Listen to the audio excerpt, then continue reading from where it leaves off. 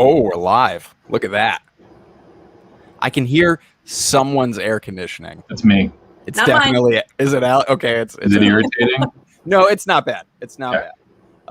Welcome everyone. Hello and welcome. We're live. Welcome to the CASA Live Advocacy Update live stream podcast show internet thing. Welcome. We're happy to have you here. Thank you for joining us. We'll start with noisy AC man over there. Hey, how are you today, Alex? Those are my initials too. Is AC? Yes, it is. Noisy AC man. I should start a band. You should.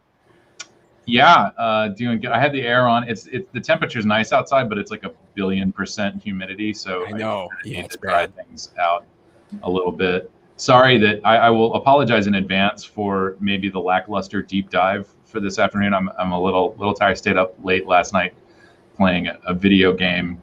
Ooh. I see how it is. Was it Pong? No, it was Cyberpunk 2077. Ooh, is it good? I'm sure people have some feelings about. It is. It's a beautiful game. It feels like it's a little incomplete, but there was one thing. There's a scene in one of the missions where a group of characters are plotting their next mission, and one of the characters lights up a cigarette, and another character says, "You can't smoke in here." And I thought, man, like, this whole game takes place in this dystopian, like, people are augmenting their bodies with all kinds of cybernetics and crazy stuff, and the city is sort of ruled by gangs and all of the horrible things that you would imagine in a dystopian, very, very not so helpfully tech-driven future, I guess. And smoking there's an anti-smoking message. There's the stigma still reigns on, still reigns supreme. Yeah, I don't know what to make of it. Whether or not the CD Projekt Red was approached and said, "Hey, look, like, you've got naked people walking around blowing body parts off. You should probably have an anti-smoking message in here." Right. Yeah, that's definitely top But priority. It was a little bizarre. Yeah. I just super side note. I heard some really not great things when that game first launched because they were having lots and lots of issues with it. So I hope at this point those bugs and issues and stuff are fixed. And and not the least of which apparently the way they treat their workers. So I don't know that I can mention that game without mentioning some of the issues they have internally, which is, I think, something that's a big problem throughout the video game industry. Just gaming, the gaming industry in general, from people who code to graphic designers to the artists to all of it. Yeah. There are a lot of problems. Maybe someday we'll just do a deep dive into the gaming industry. No, probably not.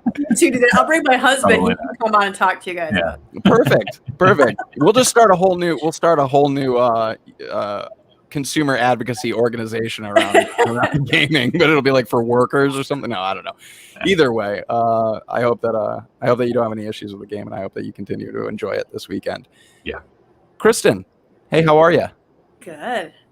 Doing pretty good. I'm with you, Alex, on the whole sleeping thing. Last night, holy cow, I could not get to sleep. My brain just would not shut off, and I stopped drinking coffee by noon.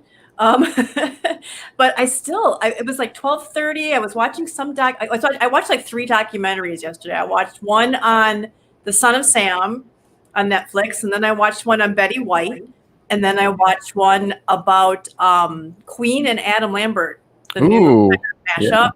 And I got done with that one about 12:30. I'm like, why am I not getting sleepy eyes? Why am I still like wide awake? But I'm like, okay, I'm gonna turn off the TV, and I just laid there for like 45 minutes. Finally, I got up and started scrolling through Facebook and Twitter. And I think it was after 4 by the time I finally fell asleep. Jeez. And it was so I've just been trying to run and play catch up today. It's been a little crazy. So I got a little bit of a late start today, but I think I got everything all cut up. I even made a strawberry ice cream, low carb strawberry ice cream. Very nice. Very nice. All right.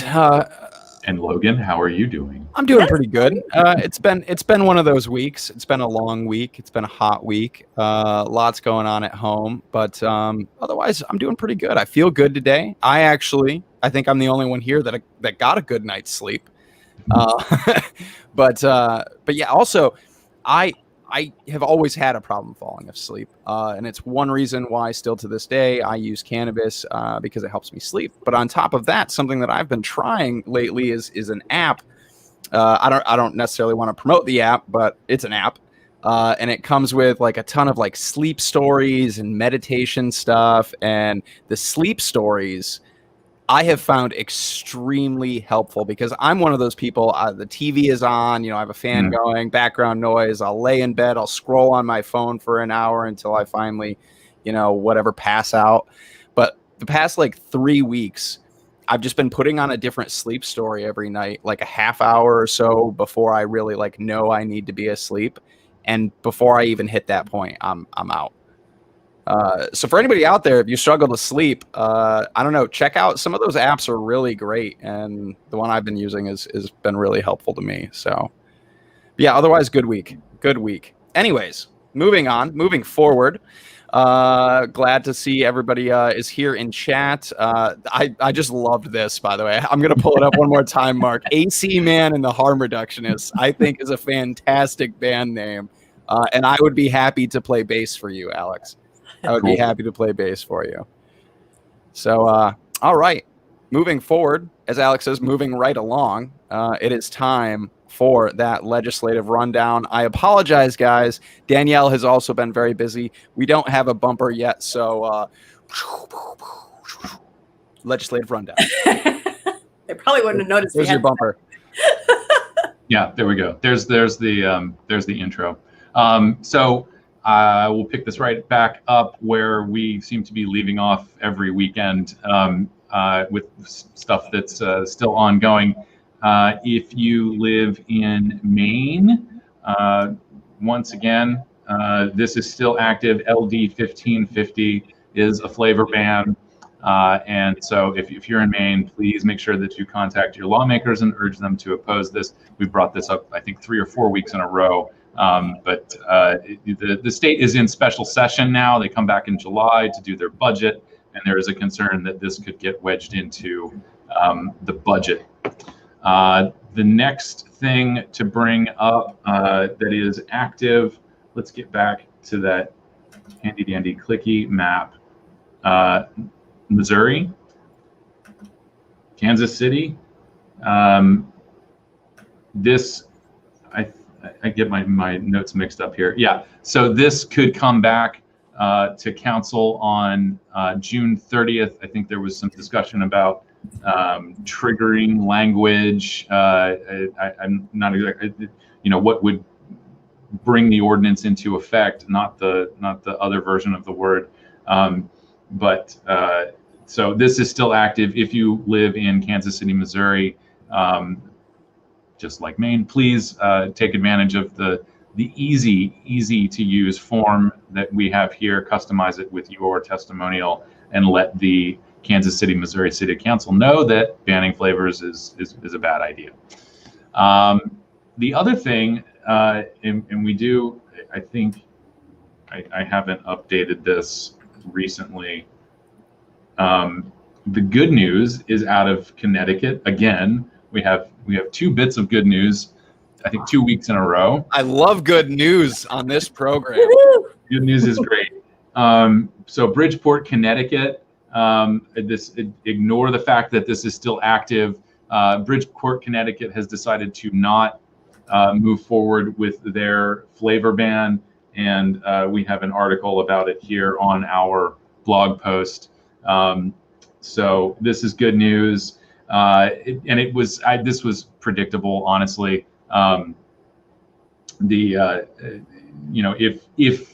If the state had, Bridgeport was waiting to see what the state would do. There's, not a lot in terms of space when you talk about Connecticut. So, right. For one city to do this, also, neighboring or nearby, it's all in New England. So it doesn't really make sense for one municipality to kind of stand out among the rest. Of course, municipalities in Massachusetts didn't seem to have that problem prior to the state's just crazy ban, everything. It's mass. Yeah. So just kidding. Love you, Massachusetts. Yeah. congratulations to Bridgeport, Connecticut, and the entire state of Connecticut for doing your part to start ending the drug war, and also not deny people access to safer nicotine products in interesting flavors. Until the state tells you to. Other than that, I don't have any engagements to show for Los Angeles or Washington, D.C., but folks should know that those ordinances are going to be coming back for votes, which at this point is sort of largely a formality. We did have an engagement up a year ago for the flavor ban in Los Angeles, and not a lot of engagement from people. LA seems to be, as I understand it, some of this fight really needed to happen kind of in the media and with coordination and of course hiring, PR and government relations people. So it seems like the barrier to accessing the city council is actually quite high. That I believe ends the rundown of the legislative stuff. Awesome. So we got some things we need to work on. We have some calls to action going out, some engagements for people to get into, particularly Maine. But we got some good news. Bridgeport, Connecticut in general. Good news. Good on you, Connecticut. All right. So I guess, are you guys ready? Are you guys ready? All right. Time for some take threes.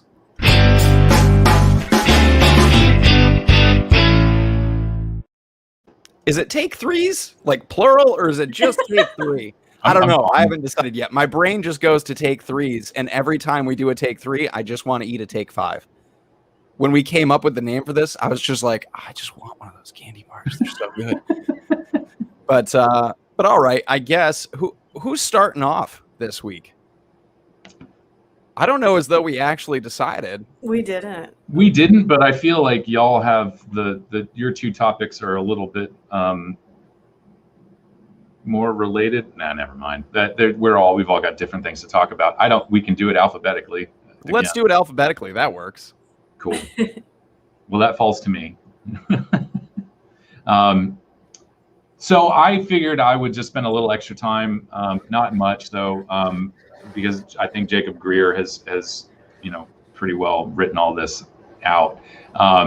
But Jacob Grier's article featured in our blog post this week, the vaping study you haven't heard of, and this certainly made the rounds in the the vaping Twitter sphere that we're all a part of. But I don't know. Actually, I kind of stopped watching like the major news networks. It's been several months since I've spent any time in front of the big three. So I don't know that NBC or CNN or any of the nightly newscasts picked this story up. And I think there's a little bit of I'm not quoting anything word for word in here other than a few things that I brought out, but there's a bit of hesitancy, I think, to report any of these findings, because I think people are very concerned that if they say anything positive or anything not negative, not discouraging about tobacco use, then the concern would be that you would see a run on cigarettes, which I think we saw this. I believe it was in France. Once there was that sort of tenuous link between nicotine preventing the sort of cytokine storm, that overreaction of the immune system to COVID-19. When there were sort of early reports of that maybe being a thing, there was a run on nicotine patches in France, and they had to limit the amount that someone could purchase. So they were actually rationing it out. I don't know how long that lasted. I'm sure it's been resolved, but and I don't know how much of that was sort of a supply issue. Anytime that there is anything positive to say about tobacco, nicotine, vaping, or whatever, especially in relation to preventing something like COVID-19, I think that news agencies and public health people are very cautious about putting messages like that out, so that again we don't see a run on cigarettes. We don't want to encourage people to go out and start smoking cigarettes just because they think it will prevent catching or developing severe complications from COVID-19. But as it turns out, a lot of the research is showing that people who smoke are getting COVID-19 at much lower rates, or noticeably lower rates. However, the sort of balancing here is that people who used to smoke, who may have already started developing smoking attributable diseases, have, their lung function is compromised and so on, they end up actually experiencing the severe complications. They are more likely to end up dead or on a ventilator as a result of COVID-19. But in terms of vaping and smoking and all of this, it's not really panning out that people who smoke or people who vape are getting COVID-19 at higher rates. And this is, of course, I think, a lot of the point behind Jacob's story here is that there was a huge push. We saw the research come out of Stanford that was compared to this study done by the Mayo Clinic, a small sample size. And that news, well, that very scary sounding story flew around the world. I mean, very quickly. And this was also something, I brought this up on the podcast before, and I just, by way of disclosure, this is secondhand information that I received, but in the lead up to finalizing New York State's budget, as far as I know, there were several members in the state assembly that were sort of on the fence about enacting the flavor ban, enough so that the chances of the flavor ban being included in the budget weren't as great as anti-vaping folks had thought. And so I think maybe a week or so before the end of the sort of budget negotiating, activists showed up at the assembly or as much as maybe they did it by Zoom, I don't know. But they peddled this idea that vaping was actually leading to more young people catching COVID-19. And there's some really simple explanations or thoughts on why that might be. One really practical observation is that young people tend to share things. That's when I was a kid, that's how I got mono. I mean, they call it the kissing disease because it's usually for a reason. Yeah. that way. But I shared a Coke with a friend who, like, a couple days later, it turned out he had mono, and so that's how I got it. And so yeah, I mean, if you're passing around a vape, you're sharing more than e-liquid. That's just common sense. And the real practical advice there, if you want to prevent kids from spreading COVID-19 to one another, is don't share things that you put in your mouth. Yeah. Whether it's a vape or a soda, or don't share gum, that you've been chewing. All those things. Sharing is not always caring. Or sneak into a basement party where there's 50 kids hiding from parents and all packed together like sardines, probably drinking from each other's liquor cup and doing all sorts of things they probably shouldn't do during a pandemic. Yeah, so I mean, people who specialize in communications, maybe you can focus group this one. I learned this from Saturday Night Live. I think it was, you can pick your friends and you can pick your nose, but you can't pick your friends' noses. I heard that one, yeah. So, so yeah, I think that the main kind of point here is, and I'll quote this from the article.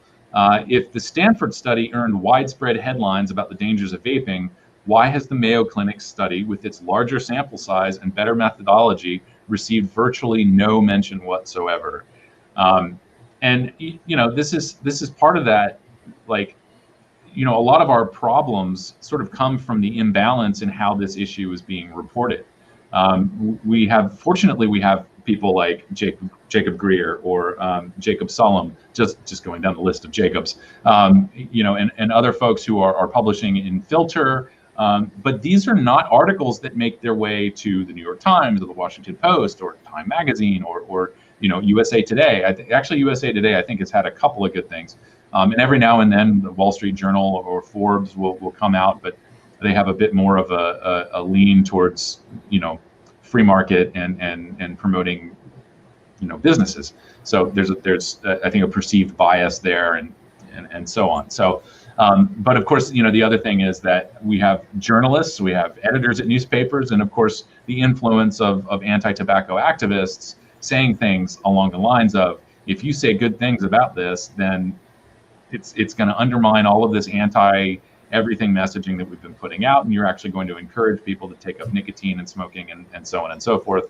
We know the script on how that goes, but in the long term, this is one of those examples of why people start to distrust their officials, and in a really critical time when we need to trust public health officials in the midst of a pandemic. This is undermining that trust, because a lie by omission is still a lie. And as far as I'm concerned, I don't want to speak for everybody else, this is a lie by omission. The fact that NBC News doesn't pick this up and put it, at 6 o'clock or 6:30, means that people are out there uninformed. You still have folks thinking. I mean, if you can, this falls into that kind of explanation, or that theory. The idea here is moving people towards safer products. And so if people who smoke still want to quit smoking, they should be aware of all of the alternatives available to them and be able to choose vaping and not be scared to death that it's going to put them at risk of catching COVID-19. And of course, the idea that smoking is preventing people from getting COVID-19, I'm sure that has spread like wildfire among people who smoke. So they're just going to keep smoking, not knowing that vaping is not contributing to more people getting COVID-19. Right. So the other thing, I had 4 quotes that I brought up here. And this is, I think, really important to any conversation we have. Well, no, sorry. The other quote I have here is, raising the alarm without appropriately solid justification also contributes to attitudes of mistrust toward media and health authorities. The internet has democratized access to scientific papers, so when news stories go beyond the evidence or or ignore contradictory research, online communities will figure it out. I don't know how I became the only person on the screen, but you didn't.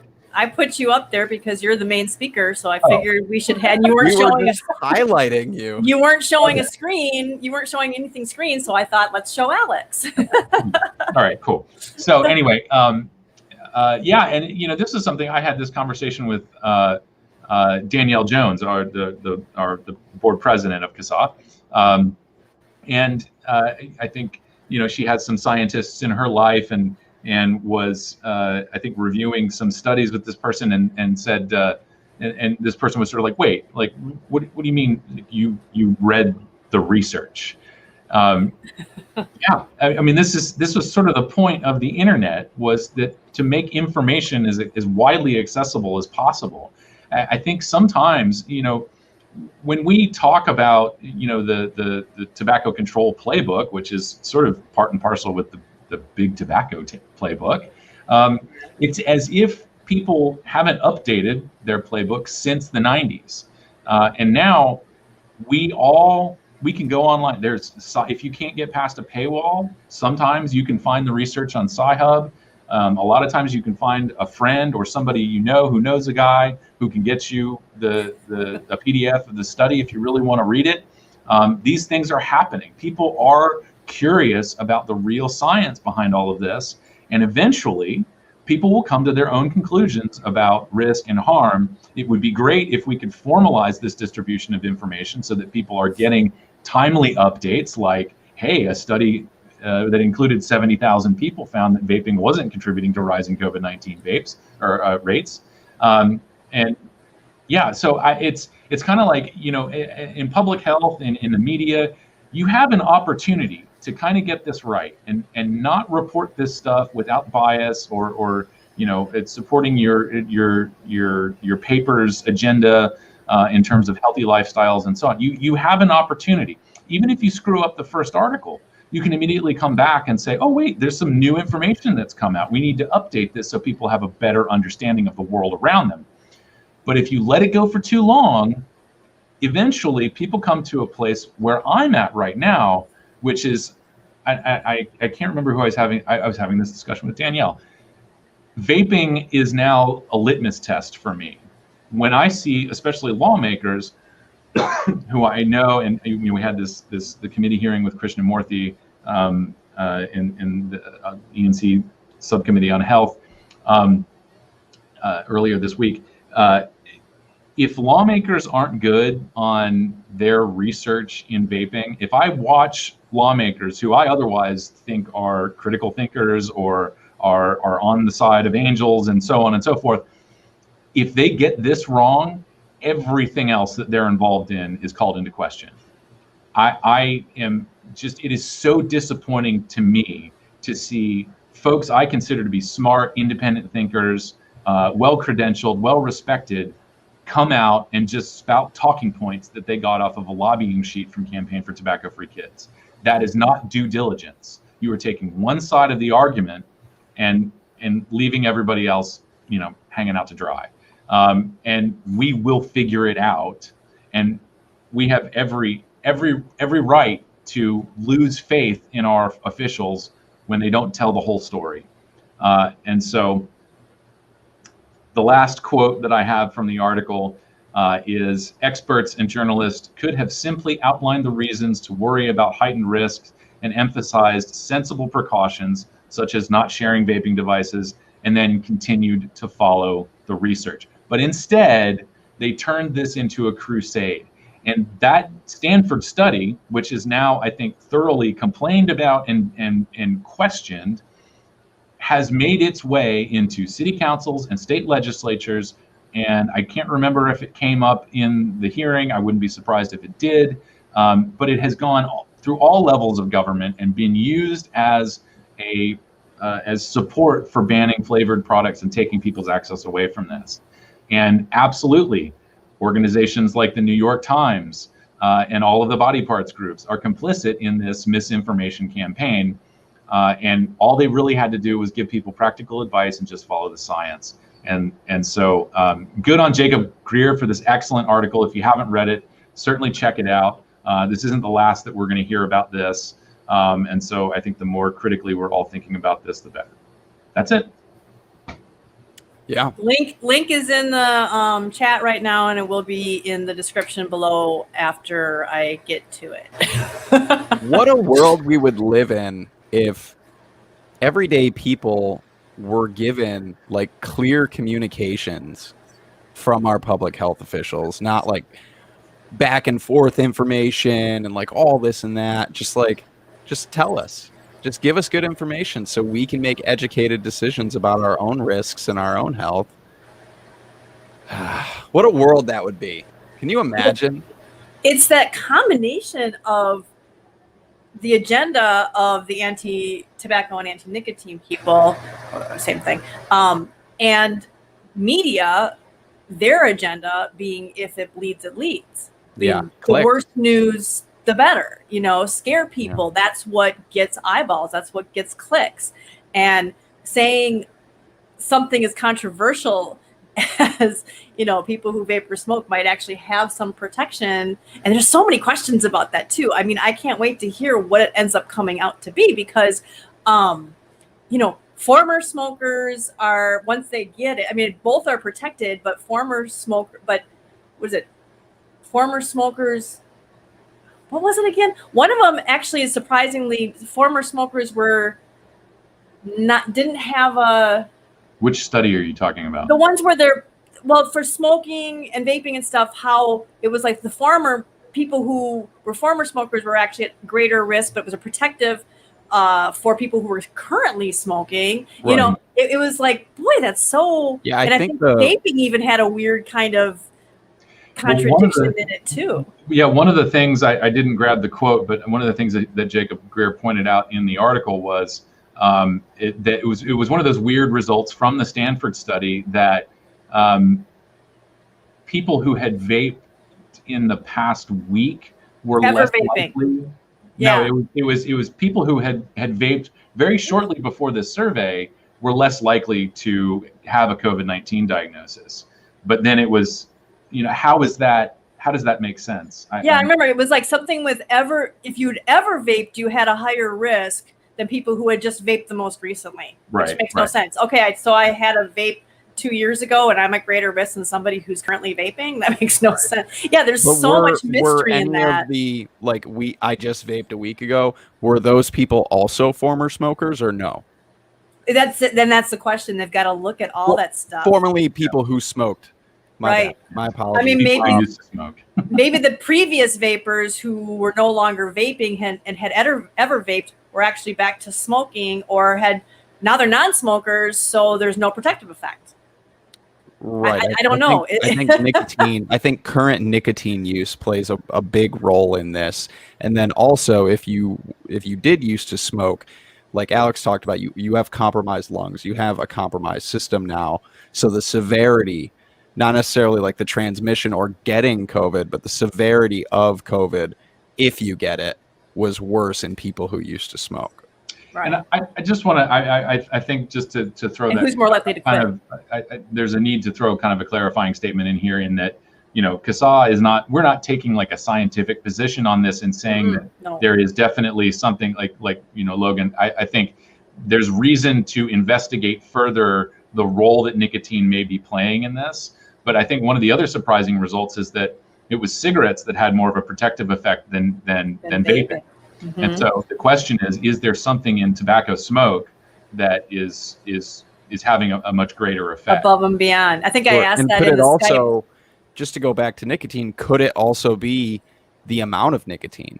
That's possible. If you're smoking and you're at that, nicotine yield of like 2-ish milligrams, but if you're somebody who's currently vaping and you're using a really low milligram e-liquid, could that also be a difference? If it is the nicotine, is the nicotine level, how relevant is that? Well, maybe not even necessarily the level, but how it's delivered. Early studies, and I don't know if this is still the case or if anybody's determined differently, but from my understanding, a lot of what we absorb when we vape is actually through our mouths and not deep into the lungs the same way as far as nicotine. It actually has more in common with NRT than it does with smoking. And maybe it's something to do with how it goes through the brain-blood barrier and all that, and the maybe nicotine salts are different than people not using salts, because they're closer to what you would get with smoking. So there's so many interesting things but I think the big takeaway from that is how it's all being reported, that they're completely ignoring anything that could possibly be pro vaping and not coming out and talking about it. Whereas the one other study is just blasted everywhere like it's fact and it's just a conclusion and there you go. And I'm pretty sure that's what Stanton Glanton did when he came across that article. He probably said, there it is, here's proof without saying, yeah, here's a suggestion that it may be with the youth one. I mean. Yeah. And like this topic is not something like this is not, that issue is not exclusive to this, Right. Like we said earlier, you said like, if it bleeds, it leads. Like bad science gets clicks all the time, or like bad news or more this panic, this moral panic, like that becomes newsworthy. It becomes click-worthy. People want to read that as opposed to like, wait, smoking may prevent people from getting COVID. Nobody's going to read that. They don't even bother, Yeah. Yeah. And former smokers being world. higher risk. I mean, that could totally be because they have some kind of condition. Who's more likely to try to quit smoking after 30 years? Somebody who doesn't have COPD or cancer or something else, or somebody who does? So now who's more likely to be a former smoker in that sense? An older person. It's going to be somebody who's like, oh, this has affected me. I really need to quit, even though it's still very hard. About people with cancer who still keep smoking and such. But that's a whole nother factor right there into a former smoker, because why are they not smoking anymore? So now you got to compare those two things. People who quit smoking because they were sick, or people who quit smoking because they didn't want to get sick. Those are two very different groups. Compounding factors. So all of that to say, if you are a journalist or a lawmaker or a public health official, obviously from the past 10, 15 minutes, however long we've been having this sort of wandering conversation, clearly there is a lot to discuss here. And I think people are interested, and people obviously benefit from the due diligence, from credible research that isn't just done to, raise people's fears and anxiety. And so there's a tremendous opportunity here. I know that, perhaps journalists are wary of getting angry letters sent to their editors. They have jobs, after all, to consider. So I don't know. But yeah, certainly a lot more honesty in reporting this story, and really just everything about vaping and smoke-free alternatives, I think will benefit society in the long run. And so, yeah, that's that. We can great take. Whoever's next. That was a great take. Yeah. Fantastic take. Kristin, what's your take this week? Well, my take actually didn't end up coming from the blog because something came up on Twitter that got my attention and ended up being I felt was a really good topic. Let me see if I can get my So window. This is live exclusive. You don't get this from the blog. You got to be here for this. So with this one, it actually started, and I really probably should start at the beginning because it's because of Joe's tweet or his question to me was, it was sort of rhetorical, isn't quitting smoking important? And the next question is, why is that so? And it all came about because of this tweet where Allison was talking about Chantix, and which I think is Champex for our friends over. Yep. Seas. And talking about how it's been there's been 544 suicides and attempted suicides reported to FDA's adverse effects. And then Jonathan Foulds, who Logan would be talking about in a bit, commented that if you are trying to imply that these were caused by Chantix, then you're kind of peddling the same fake news as those claiming e-cigs caused THC volley. We talked about this pre-show, and he was close on that, but bad example, and we'll talk about it in a second. And then this is where Joe said part of the medical regulation is the release testing and supply chain visibility that catches these problems. FDA approved doesn't mean it's perfect, but it typically does minimize downsides. And my response is here somewhere. And then I said Chantix makers are at least given a pass when they point out that the benefits still outweigh the risks. Vapor products are being rejected by public health groups for not being 100% safe. Indeed, it seems no risk from vaping is too small to outweigh the benefits of quitting smoking. And with that, he did agree to that, and that's where his question came from. And so what I ended up doing was I thought this is really just not an easy thing to talk about on Twitter, and decided that we should take it here.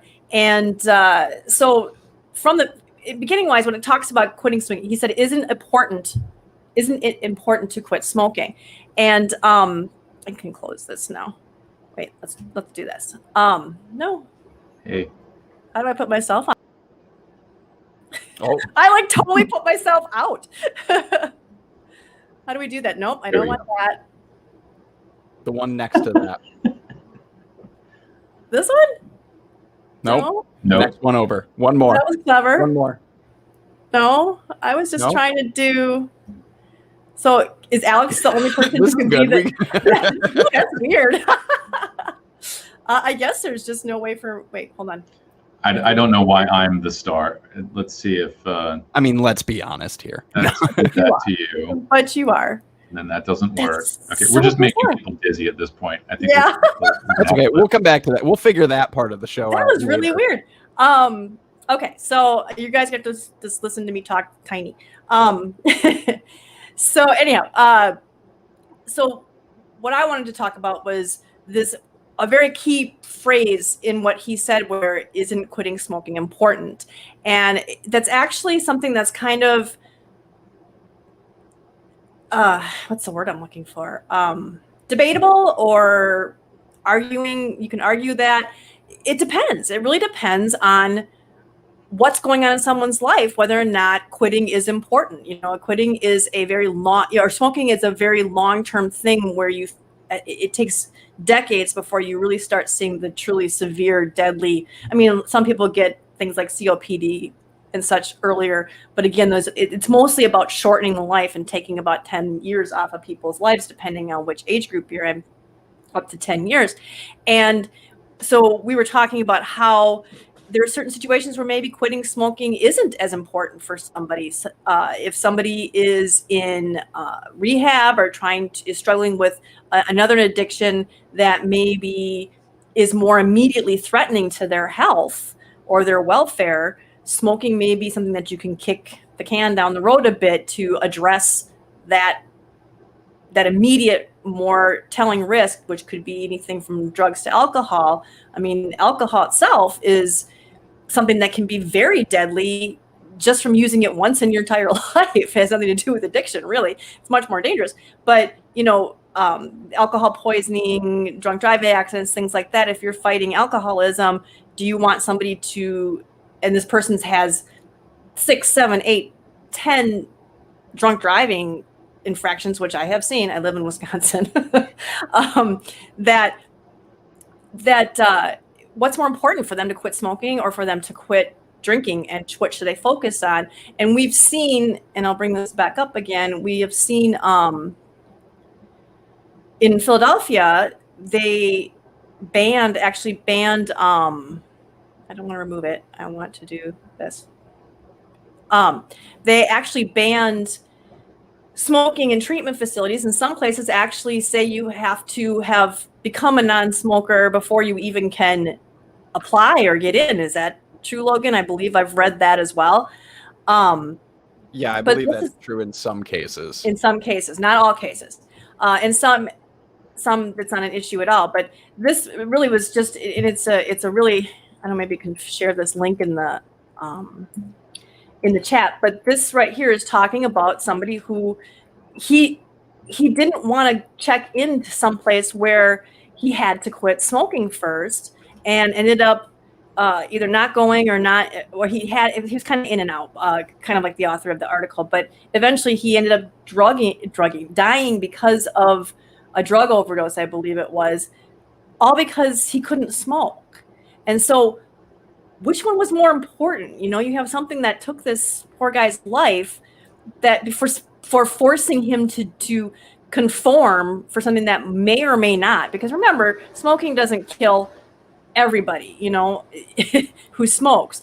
But so that it just increases your risk a lot. So that's my kind of comment on, is it important? Is it important?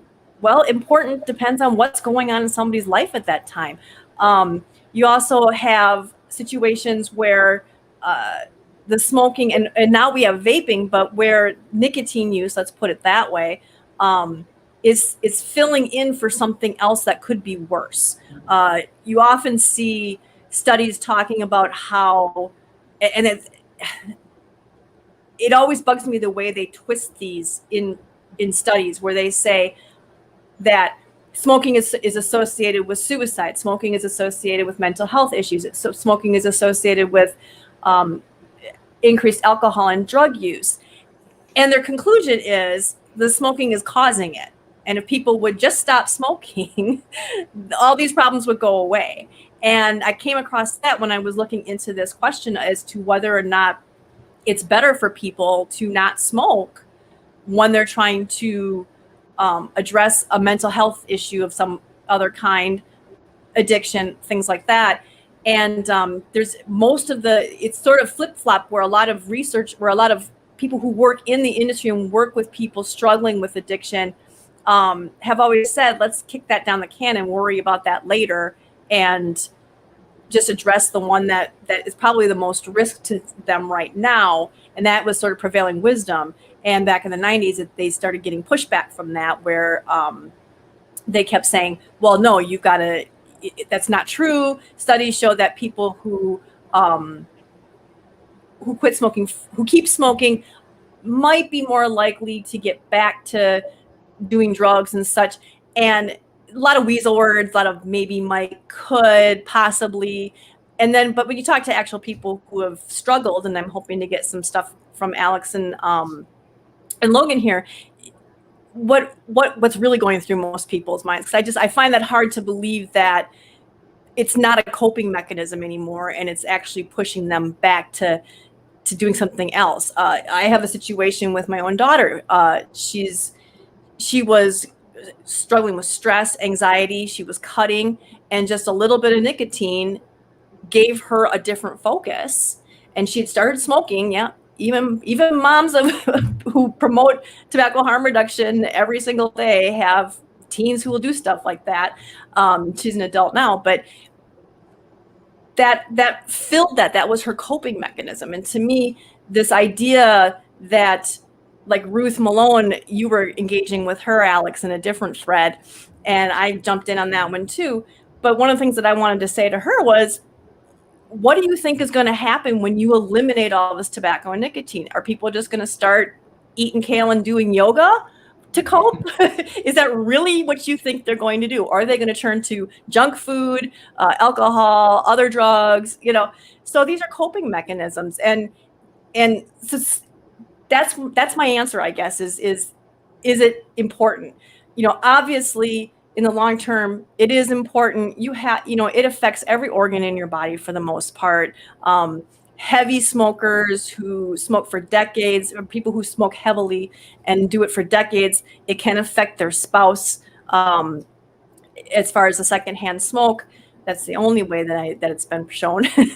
But yeah, it's not good for you. I mean, any person who smokes and inhales it and knows how they wake up and how they feel when they wake up and how it affects their breathing and all, every day, you know it's not healthy. It just from what it's doing to you personally. So yeah, it is important that people have safer alternatives. And that was one other thing I was going to say was, is it important to quit smoking? Define smoking too, because the people who are anti-smoking have changed it to anti-tobacco, and then they changed it to anti-nicotine, and have now taken the stuff that's safer and are pushing. And again, another thing I pointed out to Ruth Malone was pushing out how bad these alternatives are. And if they don't have alternatives, you're going to have people smoking instead. So I totally lost my point. Where was I going with that? But yeah, so what was I saying? The Ruth Malone was talking about, oh my God, I just totally lost my train of thought. Well, I will tell you, I'm ready to jump in with my own experience and feedback on this, since you asked, if that'll give you time to maybe get back on track. Yeah, sure, go ahead. Okay. So first of all, I did want to point out Father Jack Carney's note in the chat about California gearing up to get rid of vaping and smoking and drug treatment centers. First of all, for those who don't know Father Jack ran or still runs a program called HASIR, Helping Addicted Smokers in Recovery. I don't know if he's still able to do it, but back in the day, he would collect vape supplies and distribute them to treatment centers or a treatment center for people coming in who were smoking, and offering them a safer alternative. Because if there's one thing you do a lot of in an inpatient recovery program, it is smoke cigarettes. I went to a treatment facility in Pennsylvania, not in Philadelphia, and the little smokers outpost, the joke was sort of like, at least once a week, those things would just start to billow out smoke after the smoke break, and you'd be sitting in like a small group session, you look out the window and there's just smoke going by the windows, and because everybody is just sucking one down and trying to get back in on time, and it just ends up sort of catching fire. Yeah, well, now I've lost my train of thought. Oh, so we didn't get sleep. We didn't get enough sleep. That's what it is. We need to hire a conductor for all these trains that are derailing today. Yeah, there's just so much to this, right? I mean, it's so hard. I would think, one of the things that I thought was really odd when I got checked into this treatment program was they took my Rolaids away from me. Of all the things in the world to take away from somebody, Rolaids. I had a lot of heartburn and this and that. So I really did want my antacids. Probably had a lot to do with my diet, which consisted mostly of alcohol. But they took my Rolaids away because I guess it's a drug-seeking behavior. They were worried about that somehow I would start consuming excessive amounts of Rolaids. It was bizarre. You have heartburn. There's a drug that will alleviate that heartburn. I don't even consider it a drug. It's just like it's tout. Right? It's whatever the yeah. is in Rolaids. There's a medication, whatever. You're going to seek it. I hate the term drug-seeking behavior. It's so... That's so dumb. It's turning an obvious, very rational thing into something that's negative. So in the same facility where I had my Rolaids confiscated, I could go down to the commissary and buy a pack of cigarettes. It was bizarre. Anyway, they did allow us to smoke, and that was good. The one thing I could maybe theorize just out of my own experience, and something I think is worth looking into. One of the things they tell you in recovery is, in order to help support yourself, you have to be very mindful of people, places, and things. So the friends that you used to hang out with, that maybe you would use with, the places you would visit, and of course the things in your life that you may associate with substance use. Cigarettes were there for me before I started drinking. They were there after I stopped drinking. I guess there is that tendency maybe for people to romanticize sitting at the bar, having a cigarette, a shot and a beer, or whatever. I have a lot of very positive childhood memories associated with the smell of tobacco smoke. That was one of the things I explained in my Twitter thread response to Ruth Malone. There is nothing like the smell of a cigarette freshly lit off of a car lighter. And I think if you were born after like 1996 or 2000, I can't remember what year it was, but automakers have just sort of phased out the cigarette lighter. Now it's just the 12-volt jack in your car. There's no cigarette lighters that come standard anymore.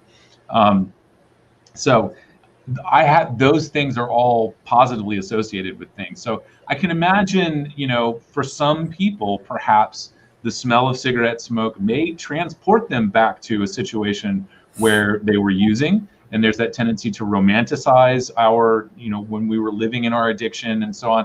And I apologize if I'm using outdated language to talk about all this stuff. I got sober in 2006, and the world has changed several times over since then, especially with regard to how we talk about substance use.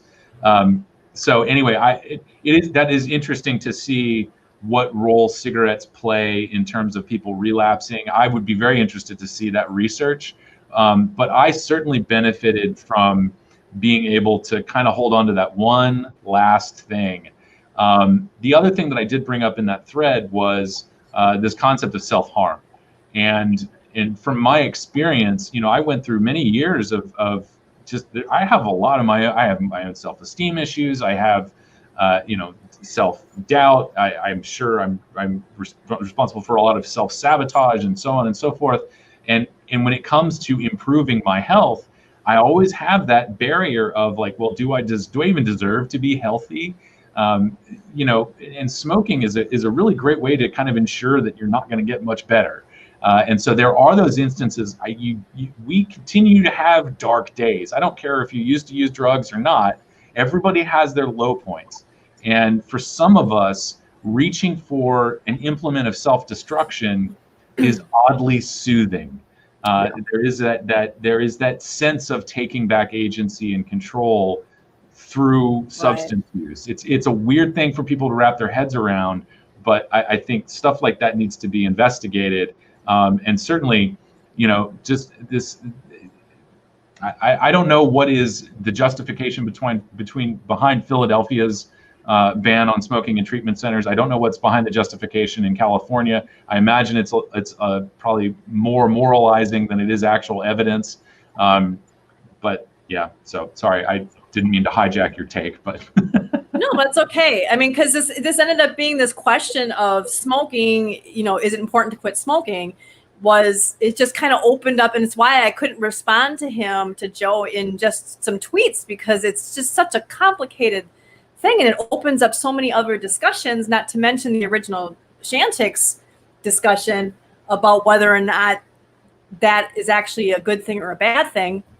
Because, you know, my point of quitting smoking, if you quit smoking from it, that's a huge benefit, because quitting smoking will help your body. I mean, it's going to let you heal. Your lungs aren't going to be so taxed. It's going to reduce your risk of these future health risks, especially things like COPD, oral cancer, lung cancer, throat cancer, all sorts of different cancers. The heart disease thing, I'm a little iffy on whether or not I believe that one, because that's a whole nother road we can go down if anybody wants to sit and talk about keto and low carb diets.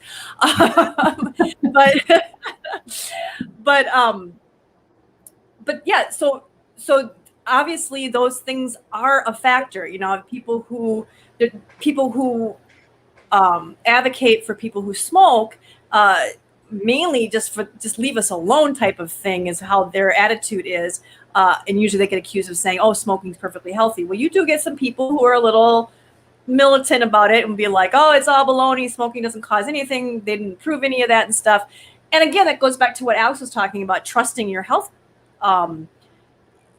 professionals and public health experts and things like that, because they just saw so many shenanigans with secondhand smoke, you know, being and smoke-free tobacco, and how they've manipulated that into banning, you know, Western tobacco and outdoor smoking bans, you know. So you can't blame them for being very jaded as to whether or not some of these studies that are showing smoking problems. And I just could never get that far of going there, you know. But I just know how I felt when I was smoking, you know, and you look at what's on that cigarette filter and after you're done smoking and just go, how, you know, some of that's getting into my lungs. That just can't be good, you know, and just how I feel after I quit, you know, waking up and not hacking on a lung, being able to walk for longer time. I mean, those are all they're kind of no-brainers. So yeah, of course it's important for your health. It's important if that's what's important for you. For some people, living 10 years longer is not as important for them as to how smoking makes them feel now. I mean, that's going to be a little, you know, maybe that is helping them cope. Maybe nothing else will. Maybe that's the one thing. If you're going to take that away from them, they're just going to say, screw it, I'm done. Start doing something worse or just end it all. So whether or not it's important to quit really depends on the situation. And that's what it comes down to. And that's my take on that. But I really want to just talk about the Shantix thing. It's really important when we're looking at those numbers that Allison put up there. And I'm not calling her out or anything on that, because it's a very common thing to do. So it's very understandable, is that correlation does not necessarily mean causation. And as much as people say, oh, I had horrible experience on Shantix, my husband, when he took it, I told him, stop, go back to smoking, you know, so I always felt that way too. But the more I got into watching, studies about vaping and how they would do things like, oh, here's some side effects of vaping, weird dreams and coughing a lot and indigestion and just all these things. And then when you would go turn around and look it up, and those are all symptoms of quitting smoking. So, and irritability and all that other kind of stuff. So maybe there is something there with the Shantix, but you also have to look at how many of those 544 and the other things are actually just people mistaking the symptoms from one thing and associating with the fact that I'm taking Shantix. But you have to remember, when you start taking Shantix, you're not just taking Shantix. Say that 3 times fast. You're not just taking Shantix, you're also quitting smoking. There's 2 different factors there that you have to consider. And that's the same kind of, and I think that's kind of what Jonathan was, where he was going with that was, you know, that's kind of a misinformation type thing. And I think maybe an example of using quitting smoking symptoms for vaping symptoms, or the whole seizure thing, that, I mean, these are people who are self-reporting to the FDA. You can't, just like we're arguing people were self-reporting seizures over a certain time period, all that other kind of stuff. What else was going on in their lives? What that could have been making them, have a seizure. Well, same thing with the Chantix and, having suicidal thoughts or actually committing suicide. There's just no way to know. People with mental health issues tend to smoke more than people who don't. So it's really hard to know whether or not that person already had this suicidal thoughts or that intention before they even start taking Chantix. And maybe it was the quitting smoking that was kind of keeping them even, but now they quit smoking and that set them over the edge. So we have to be really careful as advocates to automatically assuming or not using same tactics that our adversaries do. It's very tempting to do that, to jump in and do that, but we have to be careful in looking at it the same scientific mindset as we expect them to look at vaping and all these other studies. And now I'm done. I have a quick question, which I think is just to kind of get it on the record. So when a patient is prescribed Chantix, it's not over the counter. You are prescribed Chantix. Mm-hmm. And I don't know if the removal of the black box warning changes things, but I mean, even just getting a prescription means that you're taking this drug under a doctor's supervision. It's not, you don't just on a whim go to the drugstore and decide to start taking Chantix. You have a conversation with your primary physician. And I don't know if it's true or not, but I would at least hope that there's some form of conversation about mental health or understanding psych eval. I don't necessarily know if that's the right term here, going into using Chantix as well to quit smoking. I don't know. I never tried Chantix simply out of the fear of all of this. I'm somebody that lives with a lot of mental health issues, depression, anxiety, self-harm. I'm very familiar with self-harm as well. So when I was trying to quit smoking, it was like I wouldn't go near Chantix. I wouldn't go with like 100 feet of Chantix because I was like, no, I'd just rather smoke. Like my brain is already not great most days. And it was such a thing that I wasn't even going to risk it because of all of those reports, all of that information that went around about Chantix. So was it initially some kind of antidepressant or I believe Chantix was originally formulated as an antidepressant, and then it kind of was like, oh, this actually helps some people quit smoking. Yeah. Don't quote me, but I believe that's kind of the story behind it. It was originally formulated as an antidepressant. And like Prozac, I mean, my mom suffered from really severe depression. She had a lot of childhood trauma. She quit smoking and ended up replacing that void with food. I've told this story many times before, but she took Prozac and she did almost kill herself because of Prozac. So, and not to quit smoking, but just as an antidepressant. Here's the stuff to make you feel better. And thankfully, she something clicked and she was able to ask my dad for help. And but yeah, you never know what these things are going to do to people. And you're like, again, Chantix could certainly be causing issues because maybe they didn't look into the fact that, and again, this is something that anti-tobacco nicotine people never think to do, is what are all these people who are coping with nicotine going to do when you get rid of it? If you have your dream of getting rid of it, because they have in their head, people only smoke or use nicotine because they're addicted, completely ignoring the fact that probably like 80% of the population has tried some kind of nicotine product and only 20% actually become dependent on it because they go back and go, my brain liked that. I want to try it again. And they completely ignore that factor. You don't instantly become addicted to nicotine. So it's clearly something that the people, it is a choice in the beginning, even to a teenager. When most of us started, there's something that clicks in our brain that didn't click for all of our friends who never became, started regularly smoking. And they always ignore that because until you fix that, why we smoke, you're just going to transfer the problem somewhere else. To what? Again, junk food, alcohol, other drugs, Oh, I wanted to bring up this real quick, that Pfizer has suspended Chantix due to cancer concerns. Yeah, I actually shared that article with the board yesterday, I think it was, and Daniel brought up, hey, it's a nitrosamine. It's one cancer-causing thing. Again, I'm not trying to defend Chantix here. I'm just trying to make sure that we are being scientific and we are practicing what we preach, okay? That we want to base it on science. And, she explained that, it's a trace amount. Yeah, we don't want anything to be in there, but what all has, they're investigating this nitrosamine. But, what is 100% safe? And the thing that really got to me was that whole, yeah, but they get a pass. Even if this turns out to, there's a bit of nitrosamine in there, the anti-tobacco people will be like, it's still the benefits of quitting smoking outweigh this little risk from Chantix. Yet with vaping, we have to be 100% safe.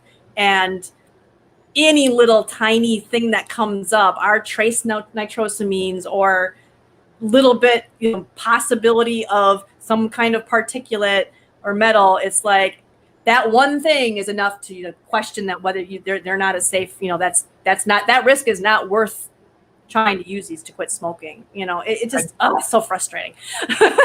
I think part of the I don't know, maybe I'm reading more into the Twitter exchange that you had, but I think one of the things that maybe bolsters people's confidence in a drug like Chantix is the fact that it's gone through pre-market authorization through FDA, and that there are, I don't know, in terms of like post-market surveillance and regular updates, and science is always being done. And of course, Pfizer, a drug company, is responsible for, batch testing and making sure that things like excess amounts of nitrosamines don't make it into their drugs. But there's that accountability that's built in with the regulations. And so people, the consumer, can have confidence that if something does go wrong, we have this kind of reasonable expectation that the authorities, the company, or whoever will notify us so that we can take the appropriate measures. And I get the anti-tobacco argument on this and saying that, like, well, and they keep pounding this home, and it's totally false. But this idea that vapor products aren't regulated and so on and so forth. And now, as we saw in the hearing last week, people are questioning the credibility of TPSAC, the Tobacco Product and Scientific Advisory Committee. These are people from the spectrum of public health, science, industry, and so on. Industry people don't have a vote on TPSAC. FDA has already come out. They get more out of the conversation between these people than they do about the actual votes. These are highly credible, hardworking experts in their field. Even if you don't like what they have to say, they've worked hard to get there, and they are relatively trustworthy. I don't know. I can't necessarily say that about the CDC right now, but the people who are on that committee are dedicated to what they do, and they deserve the respect and credibility that they get.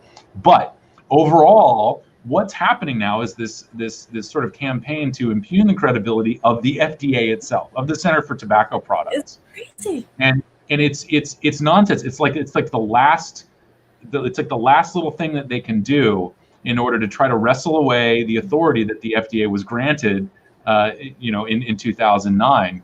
But the point of all of this is that we do have this process now, and companies are going through the application process. We will see some vapor products approved in the fall. That's my prediction. Yeah. I have confidence. I think FDA wants to do this.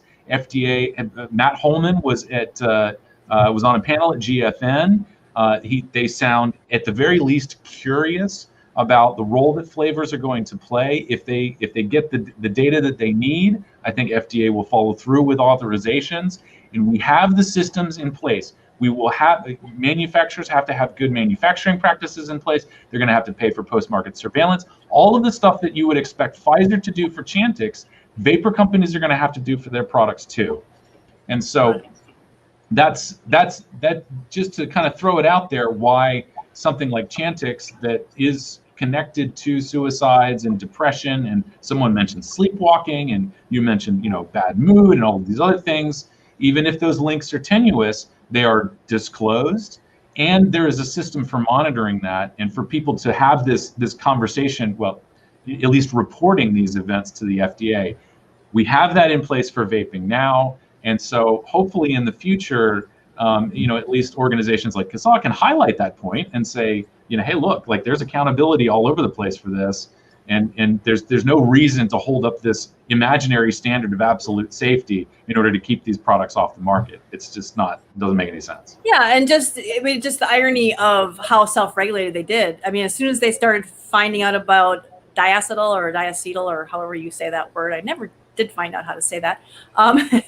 That the industry largely stepped up, and like most of them voluntarily took it off and stopped using it. So I mean, but yeah, I mean there is having that, but it still seems like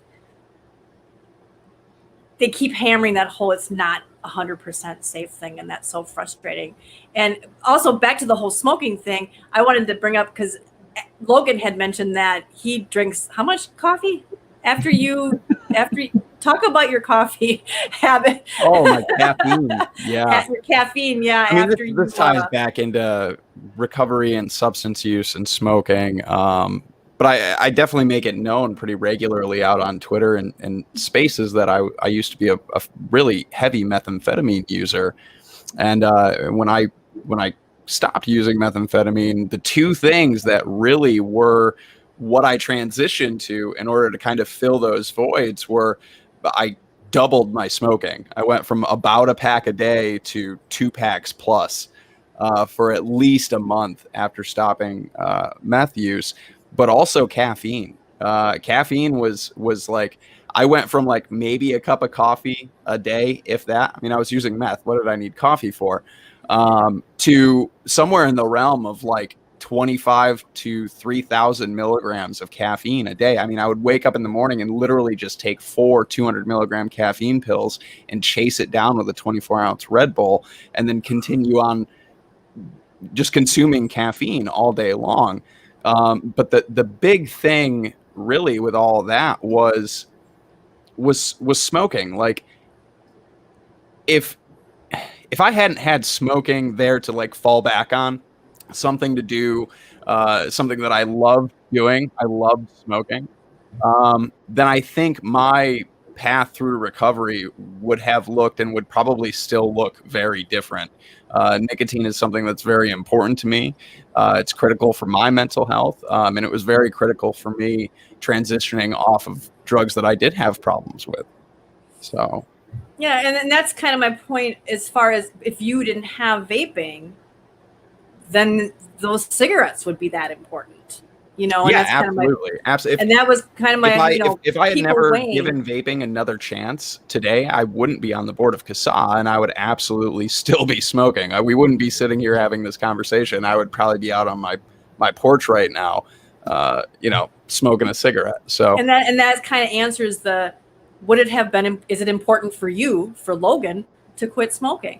At that time, no. At that time, no, it wasn't, because I had other issues in my life that needed to be resolved first. They were the priority. They were what were impacting my life, my health, my friendships, my relationships, my job. And smoking didn't do any of that. Smoking didn't really affect any of that. Half of my friends smoked, my family smoked, so it didn't affect my relationships. I guess maybe financially a little bit. I had to buy cigarettes, so there's that. But otherwise, no, there were other things that were a much bigger priority, and I was able to take care of those things because I didn't burden myself with this pressure of also having to quit cigarettes now. I was able to focus and prioritize on the things that I needed to make changes in. And later on down the road, I was able to address, smoking, and I was able to stop smoking as well. But had I tried to do all of that at once, knowing me, I would have said F it, and you're welcome, Julie. I didn't see that. You see that? That would have been me. That would have been my mentality. I would have been like, this is way too much. Like, you know what? you guys just, it's too much. These are too big of expectations. My stress would have gone through the roof, and I would have just fallen right back into using and going about my day. And that would have been that. Because it's a lot to ask. Like, it's a lot for somebody to, you know, substance use and go through recovery and stop using a drug that they have a relationship with, they both benefit from and also are experiencing harm from. That is a lot to tackle all on its own, just that one thing. Yeah. And when we start piling on additional expectations that cause further stress, further anxiety, more depression, like things like this, it's a lot. And a lot of people, like, when you start adding those things on, just say F it. And that 100% would have been me.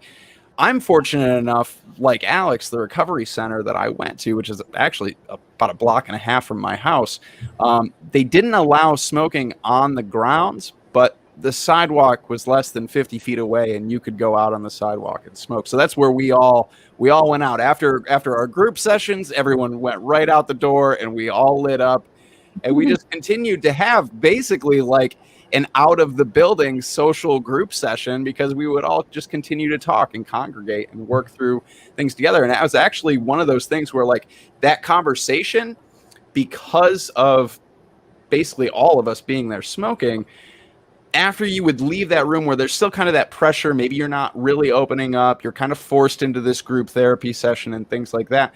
But the conversations that would happen outside while we were all smoking were also extremely beneficial to so many of us, because now you're just amongst peers. Now you're not with a counselor, a therapist, you know, somebody who's taking notes or whatever it may be. Now you're just amongst peers who are all there with you. And that social aspect as well can also be really, really beneficial to people. So yeah, I think personally, like, when it comes to, is quitting smoking important? I think for some people, yeah, absolutely, quitting smoking is important. In terms of a person's overall health, quitting smoking is absolutely important, but it's more about when, right? And what should really be the priorities right now. Yeah, and one of the reasons I asked about the caffeine is because I was thinking, Alex hadn't mentioned the whole, what was it, Rolaids or Tums or whatever? Rolaids, yeah. Rolaids. Yeah, now, did that place allow you to drink coffee? Oh, they served coffee. Oh no. Oh, where I went, yeah, there was a coffee bar. So they were like 100% like abstinence from any kind of chemical? Yeah, there was no caffeine on the campus. There was one night I spent 3 months in kind of the extended care facility, and on Fridays or Saturdays they'd let us order pizza.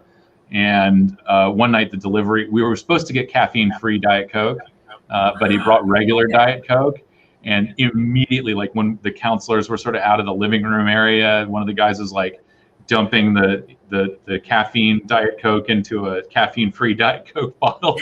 And we were all like taking hits off the bottle of caffeine with Diet Coke. It was ridiculous.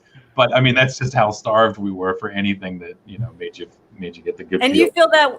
Well, that's a whole other thing. I was going to say if you felt that worked or not. But yeah. So I should sum up my take, because Logan still has his take to do.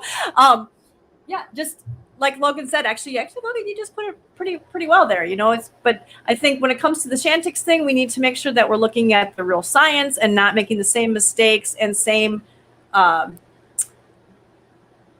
Maybe not so honest claims like the ants like to do about vaping. And like Logan said, when it comes to is it important to quit smoking? Yeah, when it's important to you. You know, I think that's the answer. It's not anybody else's decision whether or not you do that. And thankfully today we have a whole lot of alternatives if they stop banning them. So that is my take. Logan, sorry that went a little longer than I expected, but you guys both, I knew you guys would have a lot of stuff to say about that because you've got some experience with it. So, okay. And Joe, hopefully that answers your questions. Probably not. Joe will have more questions. He's always full of questions. I always feel like Joe's like Jeopardy, right? Like, he will respond to you with a question. Like, he's like, that's always another question. I'm like, well, then again, you know, you're a science guy. There's always more questions. Yeah, So. I will say I appreciate that immensely, and one of the things that I think I have tried to get better at, just in conversations with people in general, is honoring my own curiosity about things. And if I find myself disagreeing with someone, I don't want to start that response with like, you're wrong. I want to start the response with a question, and how can I better understand that person's position? And so I know that, you know, Joe is a paid consultant, but I know he has a lot of passion for science, has a lot of passion for this space in particular, and so I thoroughly enjoy his contributions and his questions. And that whole thread with Ruth, I swear, you know, she just doesn't get it. Oh, and I wanted to.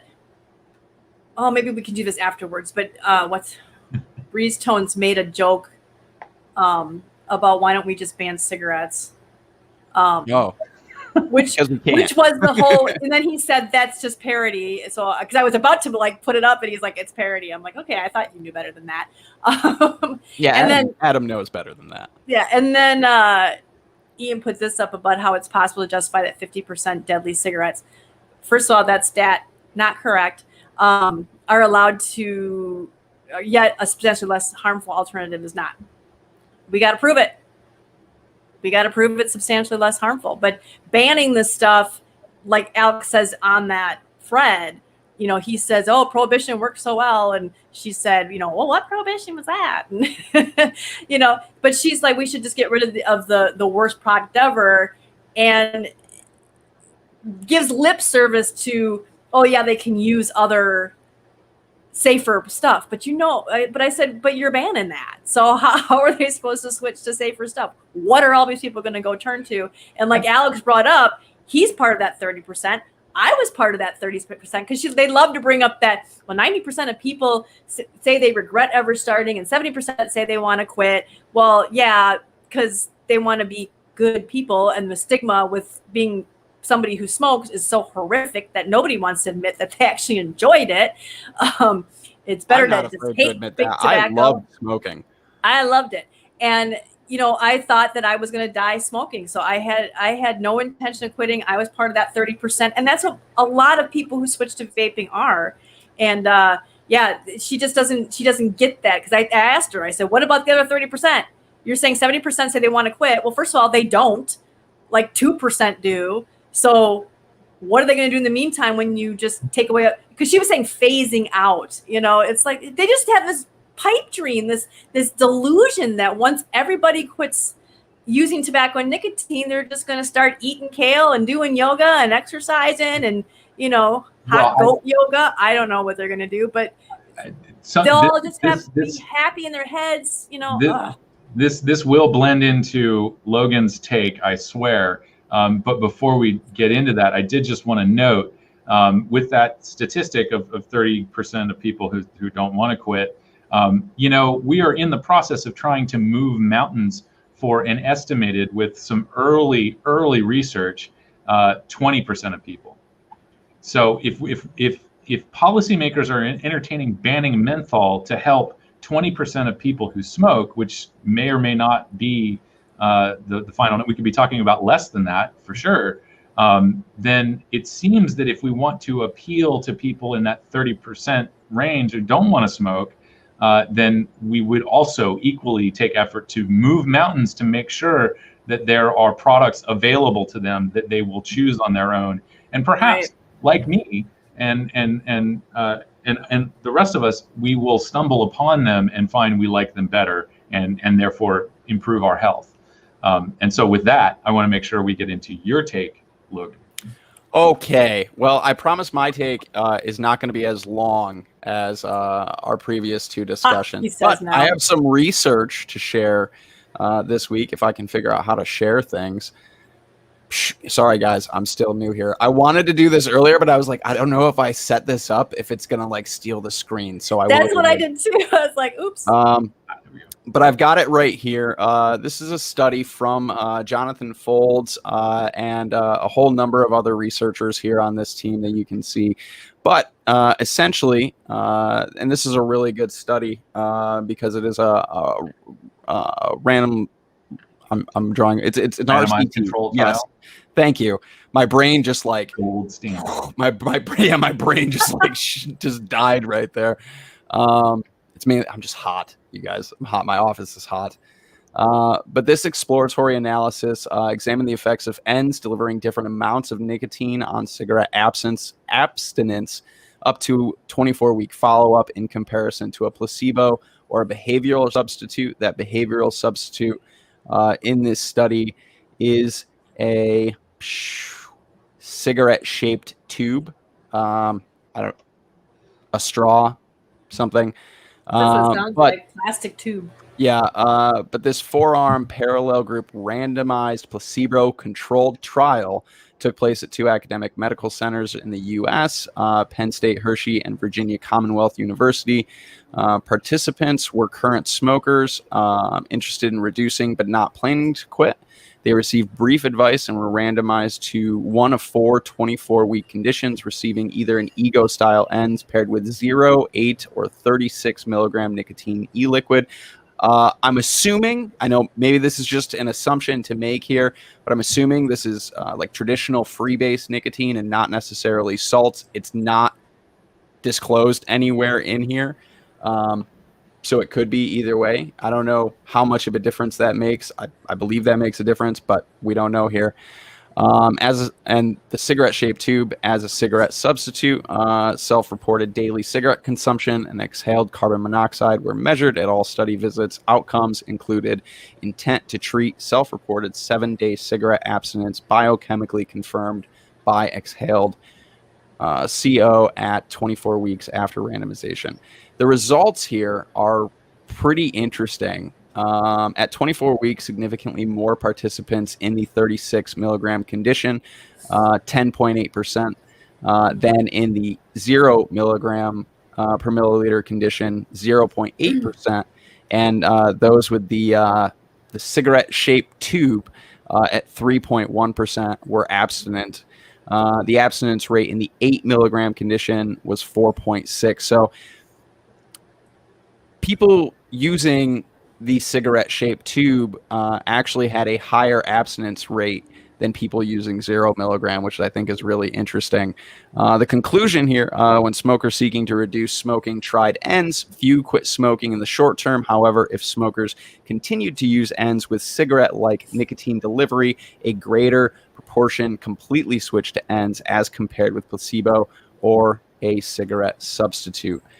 So yeah, let's break this down a little bit. First, the big highlight here is people, we're kind of looking at people who are interested in reducing, like they say, you're interested in reducing but not planning to quit. So people who are not planning to quit smoking. We say accidental quitters a lot. These are those folks. Higher milligram, closer to cigarette-like delivery, had a higher success rate, had a higher abstinence rate. That was the most. We're looking at 10.8%. So this right here is one of those. My first take is for folks out there who are up in arms against higher milligram or incumbent tobacco company vapes that are higher milligram sold in gas stations, things like this, convenience stores. We talk about accidental quitters. Harm Reduction 101. Meet people where they're at. Where do people go to buy their cigarettes? Those products are available there. We see the science is showing us that those products that have higher milligrams, higher nicotine content, those people have a better chance. So particularly people who are not necessarily interested in quitting, who might go, you know what, while I'm here, give me one of those, just one of those off the shelf. Give me one of those. I'm going to give it a try. This right here shows that products like that exist out there for people, accidental quitters, they have a pretty good chance. The interesting thing here, though, or one of the interesting things, is that 0 milligram down at 0.8, but then that substitute at 3.1. And I have kind of a theory here. And again, this is just my take, right? My take here is kind of that expectation versus reality and satisfaction. If I'm given a straw, my expectations for satisfaction are baseline nothing. I'm not expected to be satisfied. I'm not expecting this cigarette-shaped tube to satisfy any sensory inputs, any nicotine craving. It's not going to satisfy those things. So I'm kind of going into it like, okay, this is what it is. If I have any intention, or maybe this is going to help me, it will. But no real expectations for satisfaction. Where if you're given 0 milligram, you've got a lot of sensory things going on. You've got the hand to mouth, you've got the visual of inhaling something, exhaling something, seeing it. You've got taste. If I don't know if these were, they don't say anywhere here whether they were flavored or not, so we don't know that. But if they were, I think it does say tobacco or menthol were the 2 options, I believe. Is that here somewhere? It might have been in the full. Is that the full one, or is that just the abstract? I think this is just the abstract here. So possibly, right? Yeah, I'm pretty sure it was tobacco or way. With the 0 milligram, there's a lot of sensory things happening for people, but what they're not necessarily getting is that nicotine craving, that satisfaction. So one thing I've heard a lot of just out in the multiverse is, it just wasn't enough, right? Like I tried it, but something was missing. It just wasn't enough. And this is that, I think people got a lot of the sensory out of it. It very much reminded them of smoking, but it didn't have the nicotine. And that was what was missing there. So there's that expectation of, okay, well, I've got all this sensory, I'm kind of getting it, but I'm not satisfied. And that's the reality that sits in. Whereas if you're just given a cigarette shaped tube, I think your expectations, things like that, are different going into it. And you're not coming up short. You're not missing that one component. It's kind of an all or nothing thing there. So I think that plays a role. That's kind of my take on that difference in abstinence between those two groups. But again, the biggest thing to highlight here is that products that are out there that do have closer to cigarette-like nicotine delivery work better for people who may not necessarily have the intention to quit smoking. And I think it's got to be a replacement. Exactly. Got to be a replacement. Exactly. Yeah. So I think, and again, this is a quality. This is a good study. 4-arm parallel group, randomized, placebo-controlled trial, gold standard, like Alex said, gold standard. Well, I said that a bit in just to reference something. Maybe there's some balancing reference here. Carl Phillips several years ago blogged about kind of perhaps the error in placing a whole lot of faith in using randomized controlled trials to investigate tobacco harm reduction.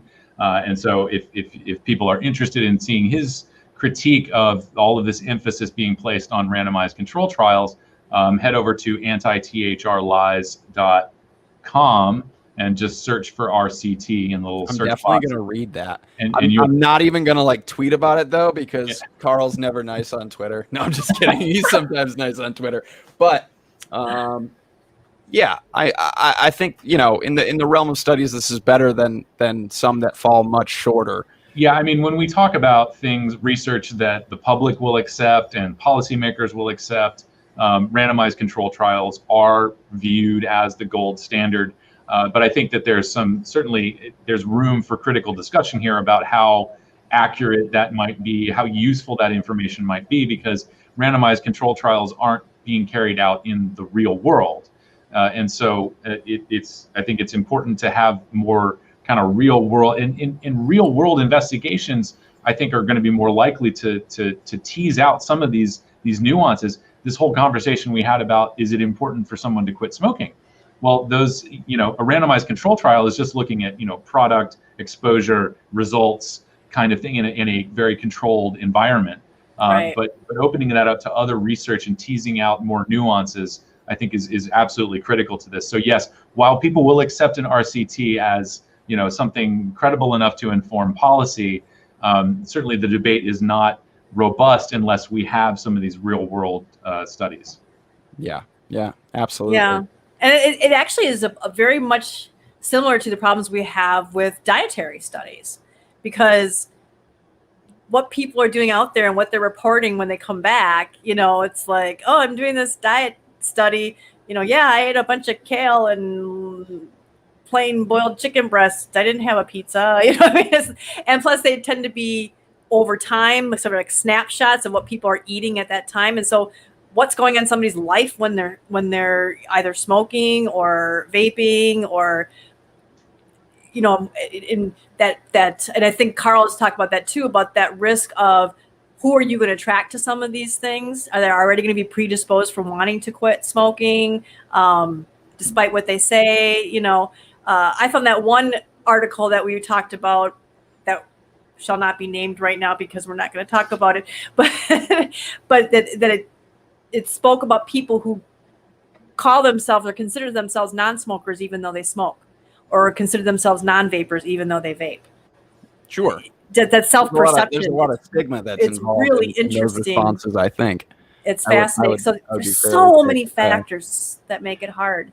And this actually made me think, your study actually kind of brings me back to that whole Ruth Malone thing, was talking about, she said, well, we need to phase them out, you know? And my point was, they were being phased out. Consumers were moving in droves to other products until public health came out against those too, you know, and do things like nicotine caps and flavor bans and higher taxes.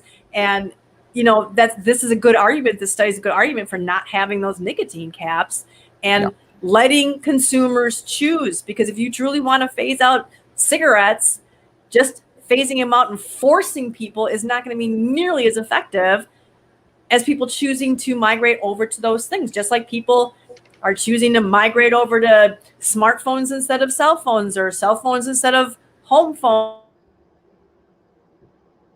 or pay phones, you know, it's gonna, if it works, the market's gonna make a difference. You know, I don't know why I glitched so bad. Like Max Headroom. I'm about to glitch for a minute though, you guys. We're on an hour and 40 right now, and I've drank a lot of water today. So give me just a minute. Alex, I'm sure, has a little bit more to say about this, and then here very shortly we'll get into our deep dive. I'll be right back though. I promise I will return. Well, I've been sitting here waiting to get to the deep dive because we've got, 20 minutes. It's making fun of you. Left. And I promise that the deep dive can be not so deep, because I'm gonna make a rhyme, because the sleep and stuff that we talked about at the beginning. So while we're waiting for Logan to go to the bathroom, I don't have anything prepared to fill dead air except for talking about dead air.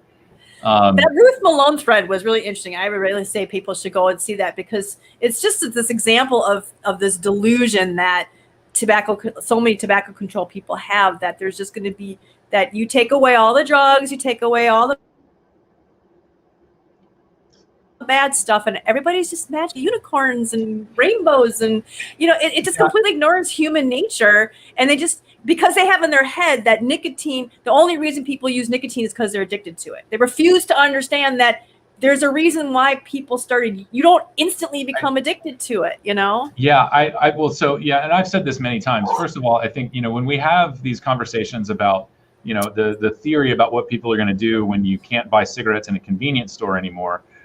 First of all, it's all hypotheticals, kind of. I mean, we've got some evidence, right? We have prohibitions in the past that we know have failed. We have current prohibitions on drugs that we know are failing and actively harming people. And then, the thing that kept sticking out in my mind was, like, in the throes of my addiction, one of the people who sold me cocaine was actually in high school. So, if you can't keep things like that out of a walled fortress like a prison, or a heavily monitored place like a school, what makes you think that banning the retail sale of these products for adults is going to keep this out of society? All of our borders, everything is porous. And people, not only will they find a way to access these products, but the folks who know that they can make truckloads of money off of selling them are going to find a way to make that money.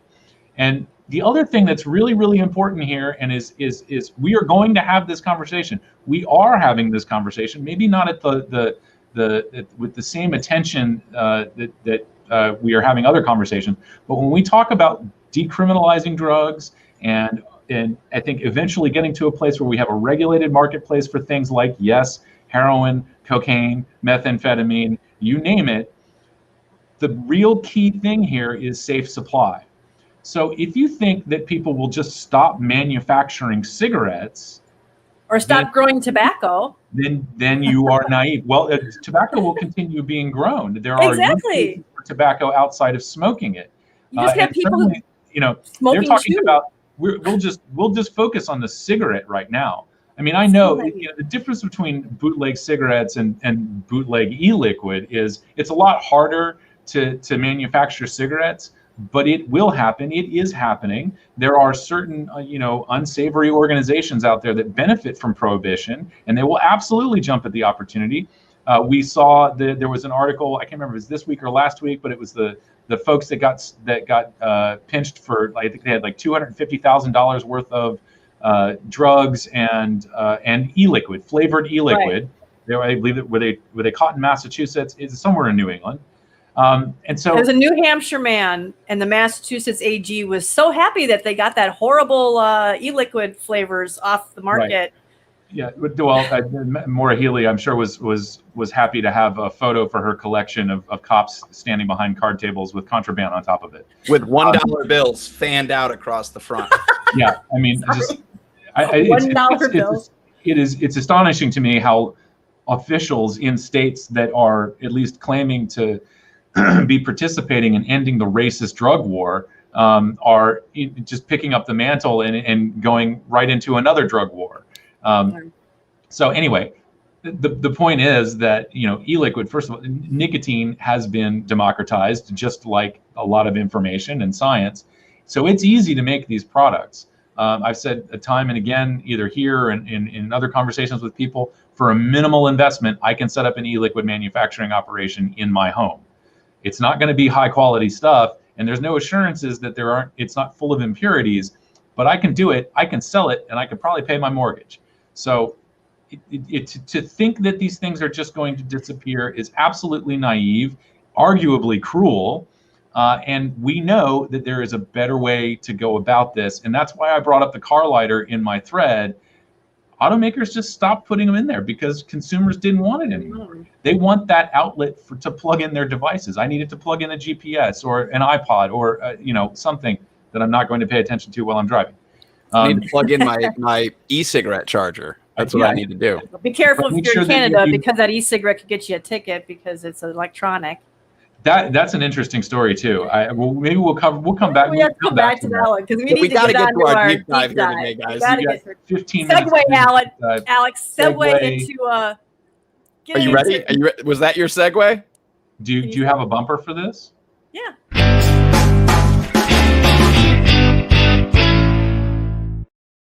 We do, and that's the bumper right there. Thank you, Danielle Jones, for the incredible bumpers. Maybe we'll get a legislative rundown one soon.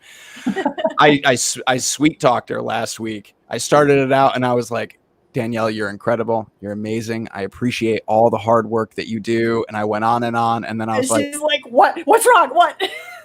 I was just like, could we get a legislative rundown bumper? And she was like, Logan, my heart. she told me the it's not you, it's me conversation seemed like this was about to happen. And I was like, no. I just wanted to schmooze you a little bit before I asked you for things. But all right. So this week's deep dive, Alex, what do we got for a deep dive this week?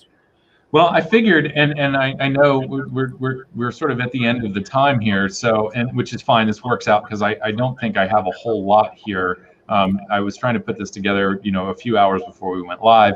But I think a really important topic is purchase, use, and possession laws, or PUP laws. Yeah, PUP laws. I figured it was probably, since a lot of the time when we talk about stuff that's happening to vaping and tobacco harm reduction, a lot of it feels like we're complaining and criticizing without really offering any solutions. And I think that's something that we can be perceived that way. Of course, our solution here is we want access to safer products, and I guess we just have to be a broken record about it. But it's I think important to propose or highlight. Hold on, I'm going to get to the appropriate thing here. Did you want that highlight tweet? some solutions that are already available. And the one, when I think about conversations that parents and teachers and kids even need to have with each other, with their kids, I think it's important to point out that the Drug Policy Alliance has put together a drug education course. This is evidence-based. Science is informing all of this stuff. And they do have a section on vaping in here. And this is going to be much more constructive and empowering than any of the scared straight marketing stuff. I know that people respond to fear and drama, but wouldn't it be better to educate folks so that they can make better decisions? And for teenagers and adults, of course, to find different ways to cope with whatever it is that we're coping with that is inspiring us to use, whether it's peer pressure or some deep-seated psychological issue. There are coping mechanisms available. There are ways for people to find them. And so I just want to make sure that we've got some common sense, evidence-based programs for people to turn to. And Logan, you held up the pamphlet. What's your experience been with this? I know that we had talked about this before. I think you've shared some of this with your own kids. Yeah. How's that going? Really well. I'm a parent. I have two daughters, 11 and 8. So we're getting towards that, age of curiosity. We're going to be in high school before we know it. These are conversations that I openly have with my kids about substance use, about drugs in general, about smoking and vaping, drinking, and the DPA does a really, really incredible job at, first and foremost, highlighting that this is not promoting drug use to teenagers, right? This is not, hey, kids, go do drugs. That's not what this is. This is acknowledging that some teenagers are going to experiment. Like safe sex. Instead of approaching this with only abstinence-based education where it starts and ends at don't do drugs, that's really our approach most of the time. That's kind of the conversation. That it doesn't work. Sure, there are teenagers out there who are going to hear don't do drugs and they're going to say, okay, I won't do drugs. But all too often, we're failing our youth by not educating them on what substances are and what they can do to remain safe if they choose to use them, if they're in a situation like Alex said, and peer pressure, all these things, those social constructs when you're a teenager in high school are very, very important. How your friends feel about you and view you, what your social groups are like, your confidence, your self-esteem, all those things are extremely, extremely important in those years. And all too often, teenagers are in a situation where they have an opportunity to fit in with their friends or whatever it may be, peer pressure, and drugs get involved. Or if, like Alex also said, there's something going on and teenagers are looking to cope or deal with problems and issues they may be having, drugs may be available. That seems like a logical option to them. We're not educating teenagers. We're not educating the public really in general, but we're really particularly not educating teenagers on things that they can do to remain safe or to use safer, so that way we don't hopefully experience tragedies and overdose, fatal overdoses and things like this. But yeah, Safety First is a great program. It's available to literally everyone. I would encourage, if you are somewhere in a school, if you work in a school, education, anywhere, to bring this up, take this to whoever you can take this to. But these booklets are also free. I just want people to know that you can go right on to drugpolicyalliance.org and you can get these. They're free. You have to pay for shipping, but the booklets, which they also do another really great one, which is called Beyond Zero Tolerance. And this is more for like secondary school and beyond high school. But these resources are available to literally anyone who wants to sit down and have these conversations with their kids. And I would definitely encourage people to do that. But yeah, it's all great stuff. I have a whole bunch of stuff also from DPA as well. It's all free. and I would definitely encourage people to go get it because it's definitely a really good thing. And I just think that's, like Alex said, it's just a much better approach. Like, we know from programs like DARE how much of a failure those tactics are. To first introduce teens to, hey, we're going to talk about drugs. But then at the end, we're just going to say, don't do this thing. And that's the end of the conversation. And all too often now you've raised a whole bunch of curiosity and not given them any actual pragmatic solutions to when they come across these things. And that's a big issue. Now you go, okay, well, hey, I learned in health class that this drug makes you feel really, really great. I currently feel really, really bad, but they told me not to do it. You know what I mean? Like, you're setting kids up to fail through that approach, and it's really destructive and it's really harmful. And there are better ways that we could be going about it, and this is one of them. Yeah, so I figured that was probably a really good place to start, since we are getting into, I think, criticism of a very popular policy across the country, which is criminalizing purchase, use, and possession by young people or folks who are under the age of 21, depending on where you live. And this is something that a lot of people in the industry point to. I think a lot of people generally, this sort of makes sense to them. We're sort of stuck in this archaic belief that punishment is the way to change behavior, and tough love will change kids' minds. It will reform criminals and all kinds of stuff. But certainly there are some people who, for the protection of society, probably should be confined or separated from society. I'm not saying that we need to do away with incarceration.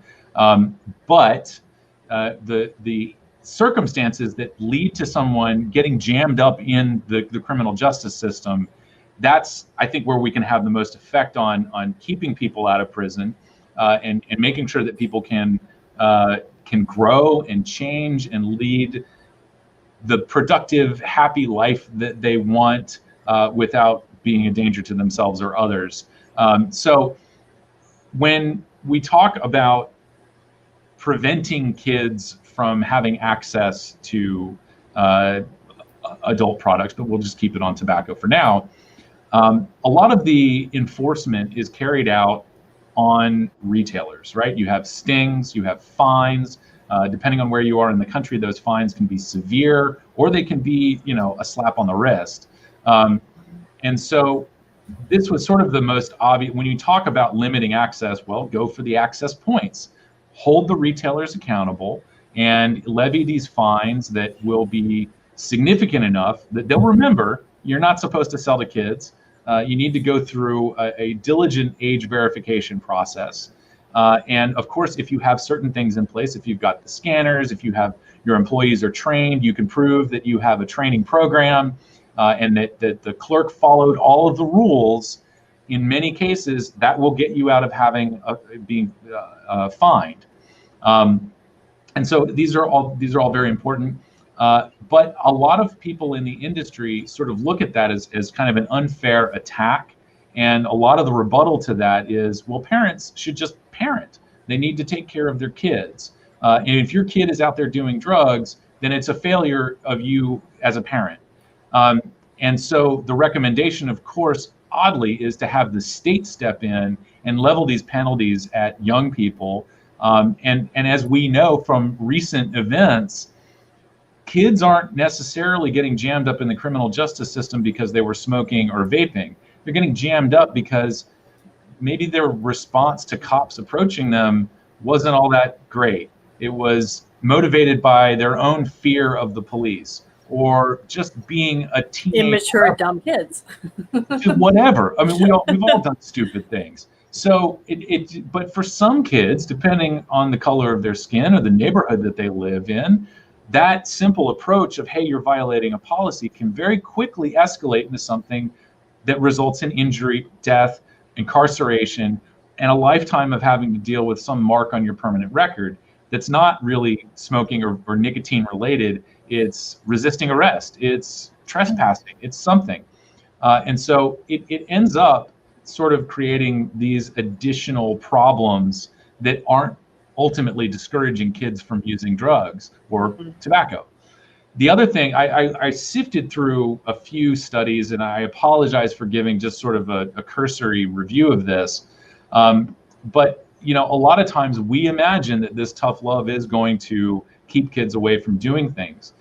In reality, maybe that's too strong of a word, but one of the things that some of this research has revealed is that in practice, what ends up happening is it actually ends up undermining that parent-child relationship or teacher-child relationship.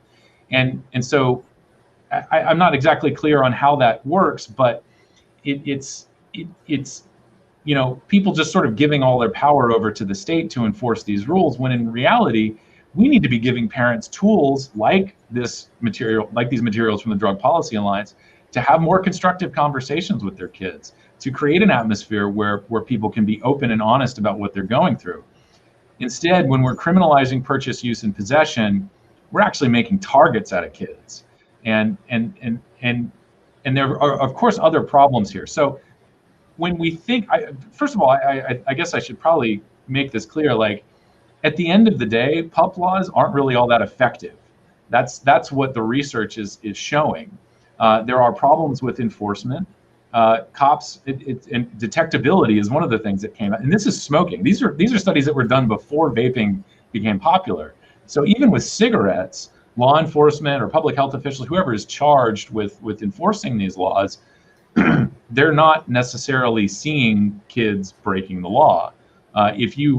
First of all, kids know that they're not supposed to be smoking. It's whether it's against the law or not, it's unpopular, typically disapproved of, and so they're going to hide. Most of us who have had any kind of experience with substance use know that the safest place to do drugs is out of sight, out of mind. I did a lot of drugs in the privacy of my own home because I didn't want to have to deal with other people's judgments. And I didn't even really, the law, sure, that's a thing, but I was more concerned with the social stigma of drug use. And so I just kept it private, which is another thing. Again, we get back to that, creating an environment of open and honest conversation about what people are going through. If you've so severely stigmatized all of the substance use, cigarettes included, people are going to hide that away, and it's less likely that you're going to be able to have this open conversation. So it's not just, certainly the most, I think, dramatic and visible thing are the events that we saw on the boardwalk in Ocean City a couple weeks ago, where these kids are being, I'm trying to, cruelly, there's that, police violence is a thing. It's just, when you're slapped in handcuffs, that's technically, that's violence. But this was above and beyond that. So we saw that reaction.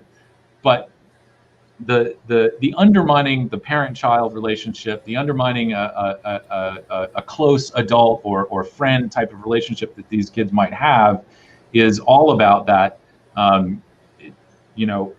encouraging them to hide away these issues, keep it secret, and not talk about it in a constructive way. And I'd like to highlight too, just really quick, in the case of a lot of drugs, that hiding away, that isolation, also really dramatically increases people's risk for overdose, fatal overdose. So yeah, it's not just necessarily like we can't have those conversations, but that stigma, that hiding, that shame, that isolation could very well also lead to someone's death, and does very regularly. Yeah, and in the case of cigarettes, now someone has found a hiding place where they can engage in the reinforcing aspects of using, absolutely, regularly, or more than once. So yeah, and some of these other studies, I'm not dropping a bunch of links to these studies in here yet. I guess maybe we can include some of this in there. And actually, one of these studies is from the Tobacco Control Journal, which Ruth Malone is, I believe, the editor of Tobacco Control. It's one of the tobacco control journals. Ultimately, it is there's a slight improvement in terms of discouraging young people from using these products, but it's ultimately not worth it. There's a real money cost here of charging officers to enforce this law, and then I think there was another study that looked at 4 different counties in Kentucky. There's inconsistencies across the board. I mean, right now today we have a patchwork of these laws. A PUP law in one state is different than a PUP law in another city, and so there's confusion over what agency actually has authority to enforce it. And so in some of those cases, law enforcement will just sort of back off, like, I'm not really sure that we're supposed to do this, things like that. And it really just is it's more, it's easier for the regulators and the enforcement agencies to have that contact with shop owners. And I think ultimately this can be, some of the folks in the industry, and I think I sort of tentatively support this. Folks in the industry are advocating for stricter penalties on bad actors. This is not something that we've ever heard from tobacco companies. In fact, one of the things that comes up in a lot of this research on PUP laws, and something that I know that we've said, I know Kristin said this several times, you and Julie are the ones who sort of enlightened me to this. The whole idea of criminalizing purchase, use, and possession by young people was something that tobacco companies lobbied for. It was a way to sort of shift the focus off of the retailer and put it on the kids. And it also, there are some accusations leveled at tobacco companies that, taking the focus off of the retailers and the tobacco companies themselves, it's about taking the focus off of the marketing practices that tobacco companies used to get away with. And I want to underscore that used to get away with, because we have a law in this country now, we have other regulations in this country that prevent them from marketing their products in that way. It's not the same in the rest of the world. In the United States, we do have those marketing restrictions. It's another tangent here, I'm sure. I'm not going to go down a rabbit hole. Look at I commend you for that restraint that we just witnessed there. Because I could see it boiling up in you. Yeah. So, but the point is that, tobacco companies do favor the purchase, use, and possession laws for all of the sort of intuitive statements that were made. That tough love is the only way to get through to these kids, and if retailers are going to be held accountable for this, then kids need to be held accountable for this. Their parents need to be held accountable in places where there are fines. Fines can be up to $500. I was actually just reviewing the law in Arizona that we are supportive of. But unfortunately, Arizona has a purchase, use, and possession law. The penalties can be steep, they can be steep, and they can be sort of slap on the wristy. One of the things that was added to the law, and this is something I think this is a more appropriate way to look at the purchaser doing something wrong in a way that puts the retailer at risk. A retailer who is following the rules has a training program in place to make sure that clerks are carding people appropriately, is that if you use a fake ID, that's a crime. It's actually a petty offense in Arizona. If you persuade someone who is of age to go buy the cigarettes for you, that's punishable. That's a petty offense. And so these are things that are sort of common sense. Making a fake ID, that's kind of a huge issue. I don't think we want people getting away with making fake IDs. That's a whole different crime in itself. So I mean, right. I acknowledge there are some social justice points to be made about why someone would feel the need to make a fake ID. And so that is another conversation. We'll just keep it here to purchasing tobacco products. That to me is fair game in terms of punishing a young person for making a fake ID in order to buy cigarettes.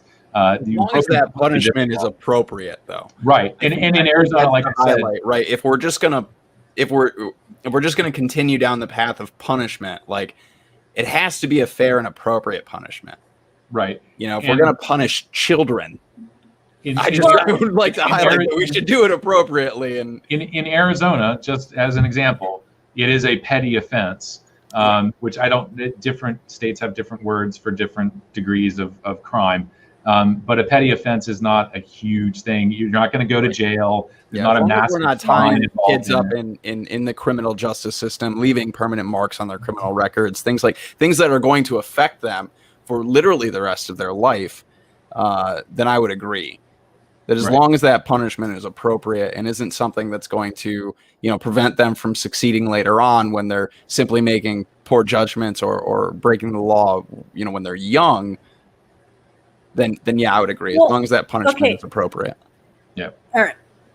Okay. Can I interject now? Okay. I've been sitting here waiting to jump in. When it comes to PUP laws, there's a bunch of things that people need to think about. Well, first of all, the point that Alex made, I see all the time vapors will jump in on threads and stuff and say, well, it's the kids' fault. The kids are ruining the industry. It's the parents' fault because they're not watching their kids, and blaming the children. And then later on, you're getting called bots and shills for big tobacco. And now you know why, because as far as tobacco control is concerned, the only people who push this stuff, who push PUP laws, who push punishing the kids, is the tobacco industry. So you sound exactly like the tobacco industry when you're pushing for these things.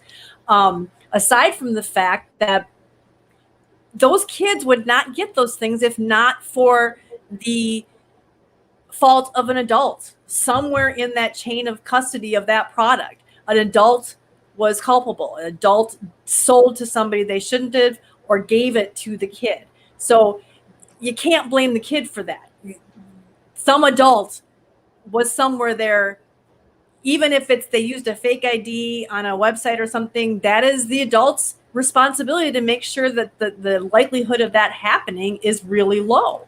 And so you can't blame the kids. And the whole thing about we've raised the age to over 21, because supposedly anyone under that age is not mature enough, and I made this point last week when we were talking about what happened in Ocean City of treating those 19-year-old boys as adults when supposedly their brain isn't formed. They're not mature enough to make the kind of decisions to handle such stuff that adults should only be able to make a decision for.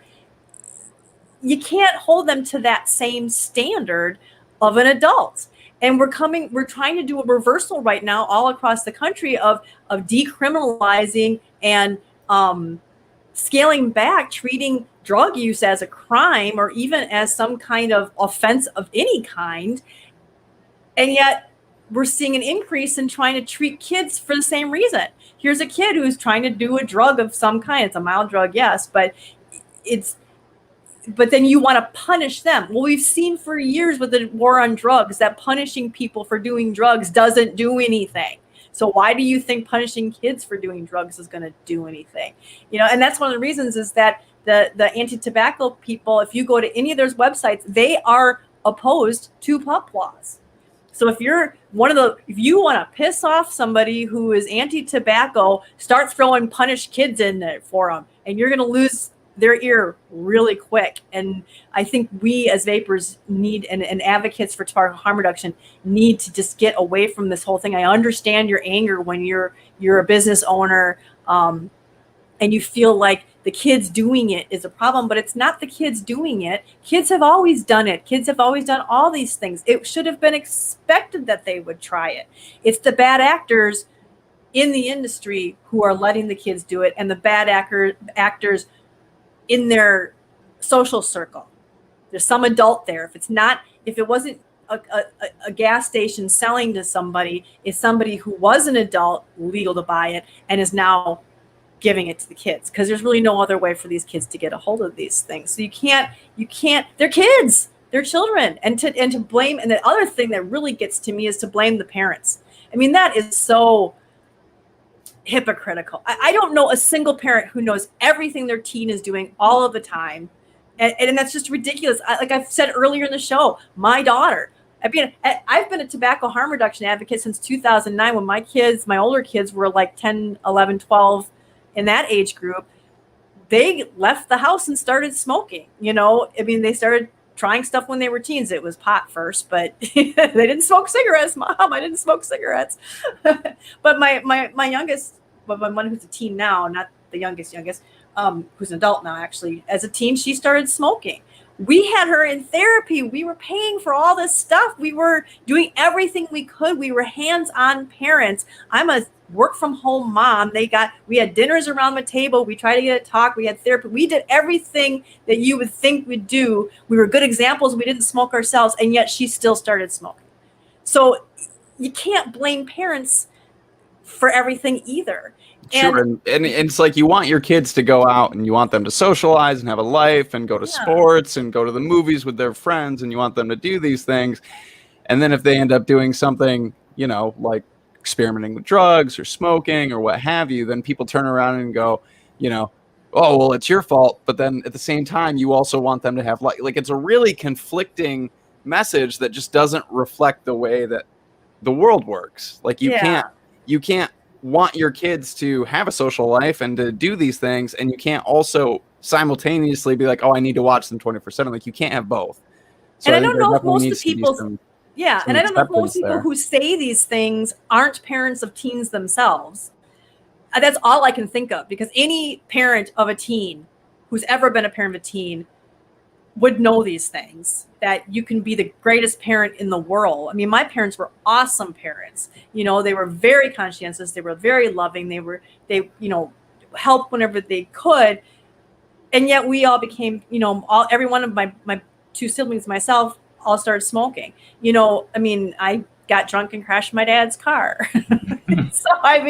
When I was like 18. So, and I was a halfway decent kid. I got good grades. I wasn't out doing lines. I wasn't, doing anything that, I wasn't a horribly bad kid. I had made a couple of mistakes.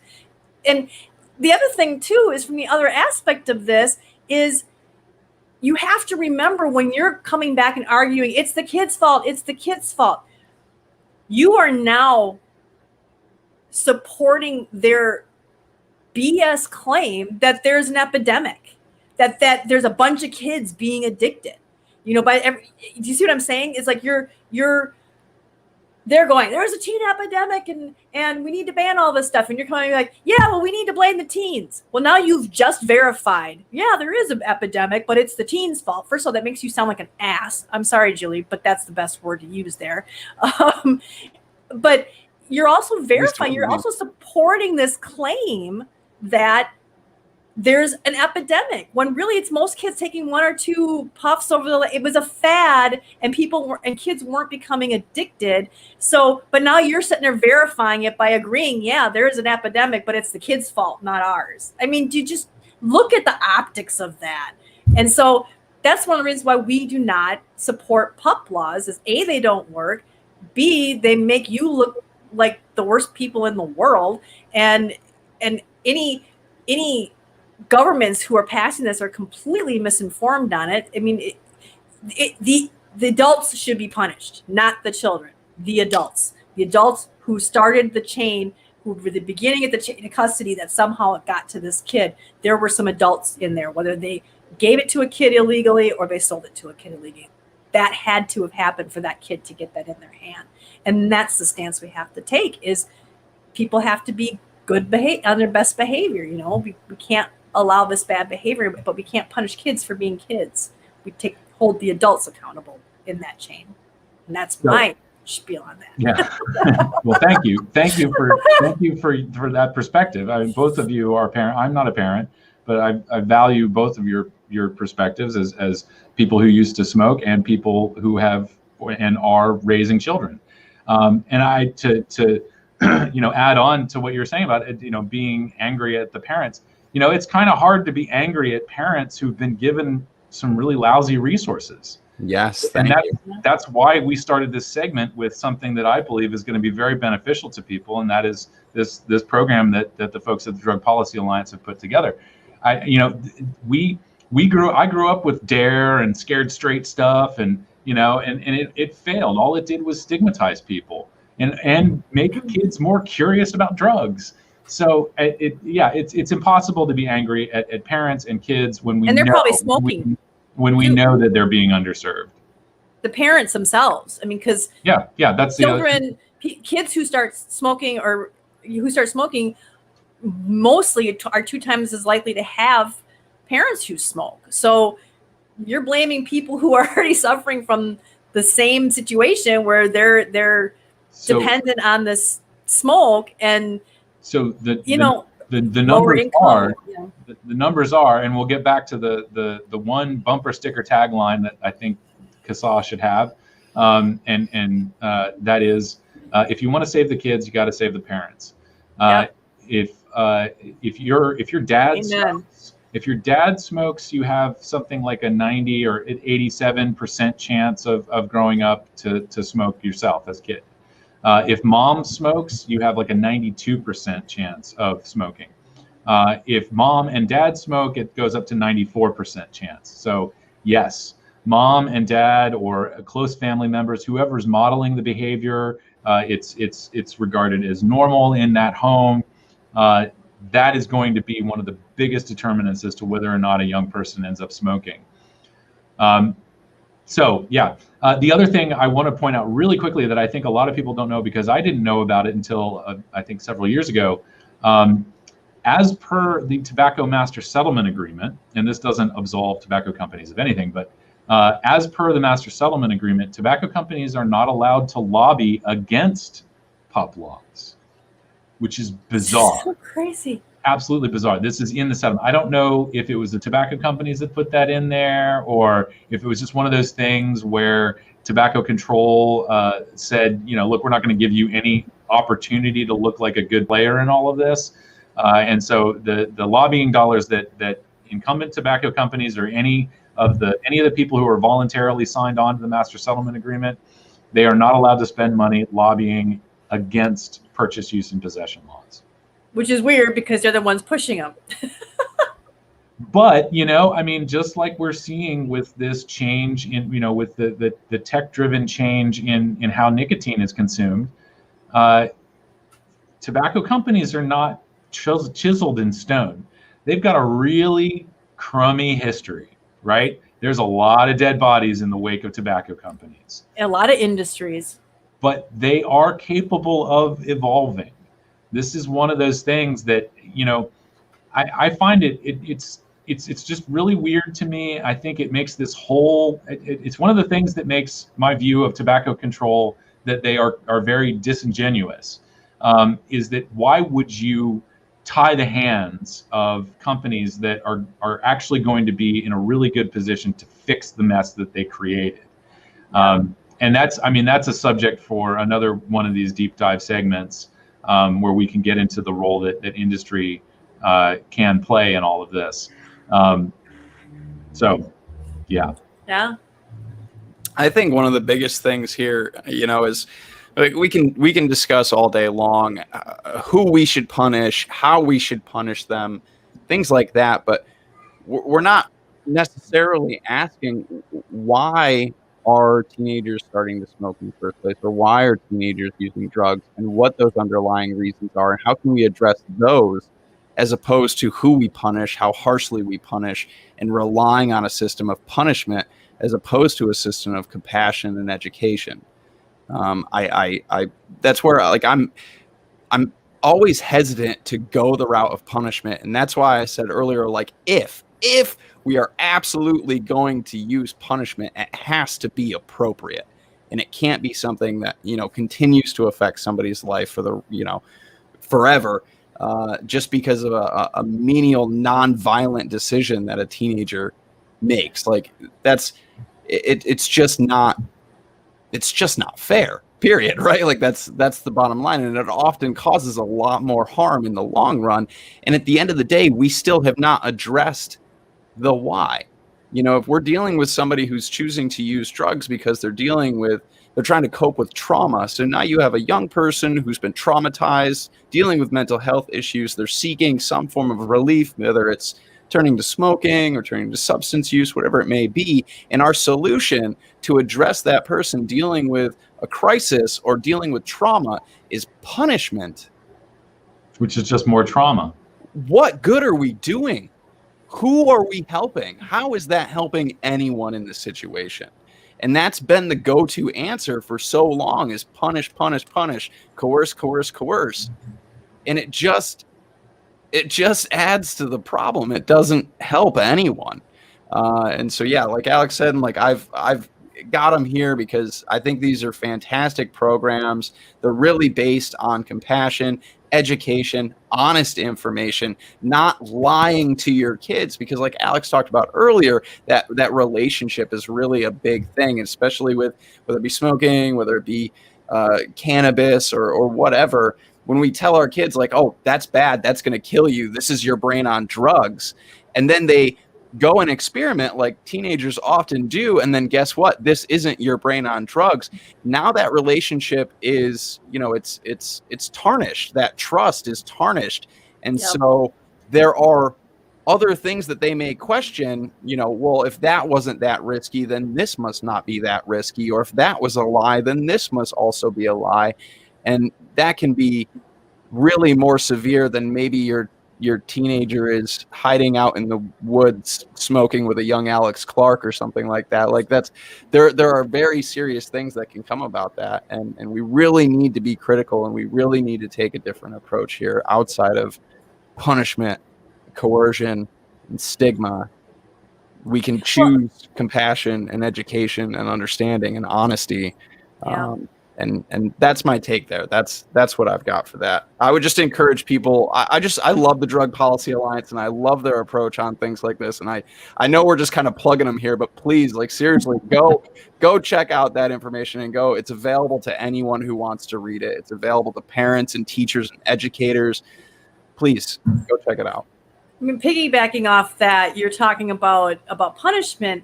Well, the thing is that you punish for an infraction. And where did that infraction come from? Well, it was created by society.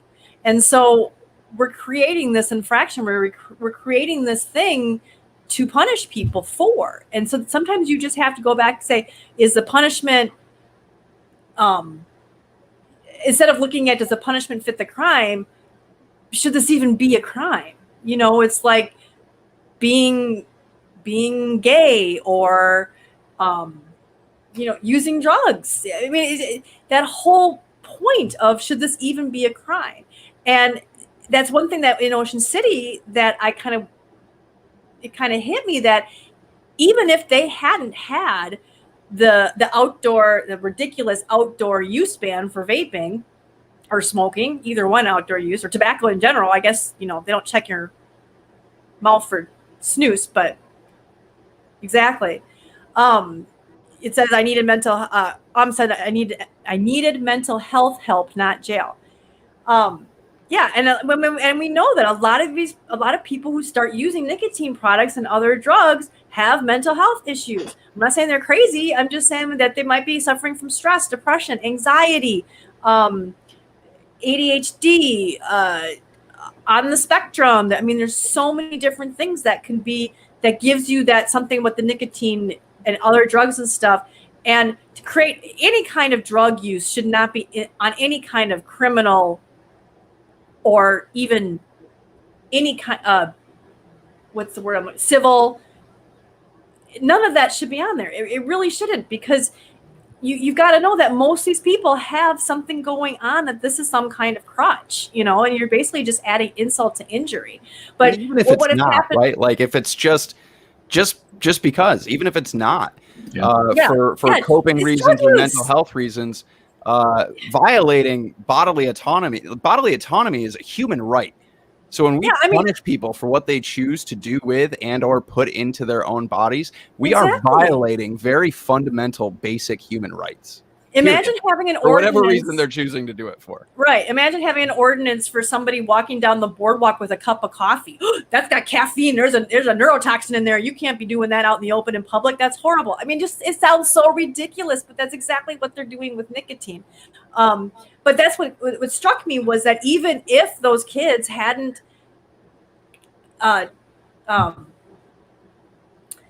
collided with those police on that day because of the outdoor ban, they would have because of PUP laws. There was still something else there.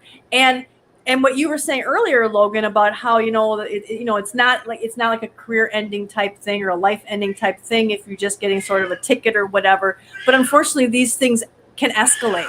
And that first brush with the law, even if it's a parking ticket or a use ticket, whatever you want to call it, that has an effect.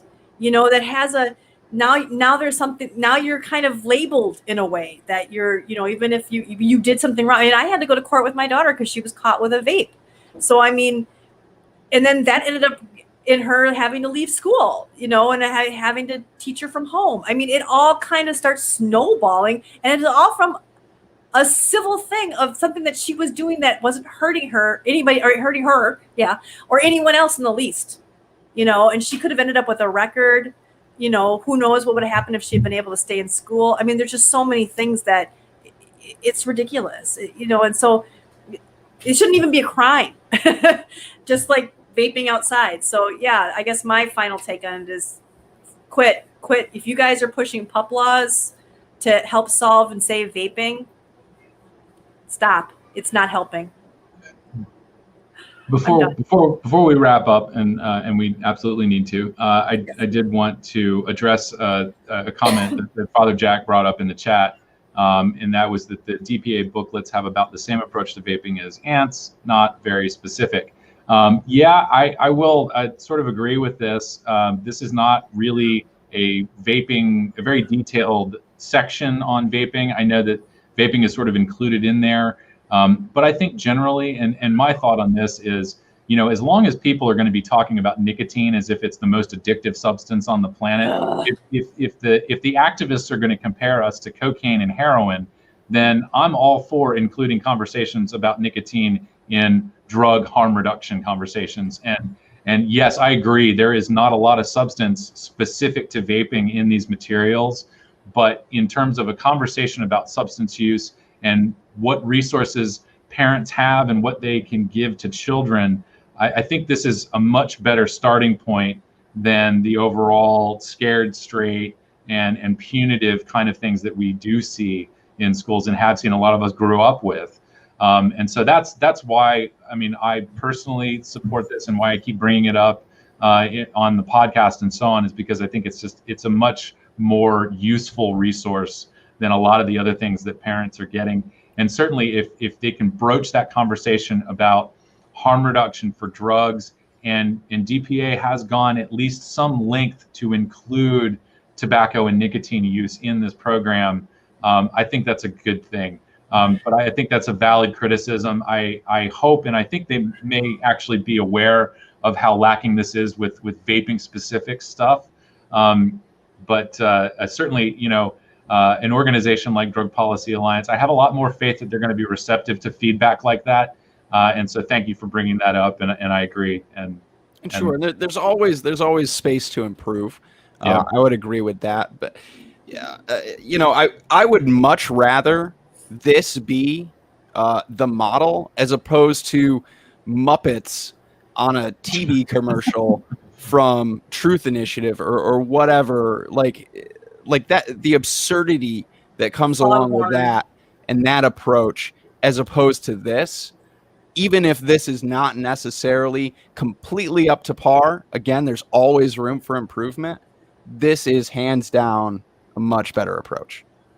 Yep. And is, like Alex said, this is definitely a better starting point at the least. And absolutely we can improve. Yeah. So with that, I think we can wrap this one up. What do you say? Awesome. I agree. So thank you to everybody. If you've been here the full 2.5 hours, you're a champion. And thank you, especially if, unlike me, you didn't have to get up and take a break.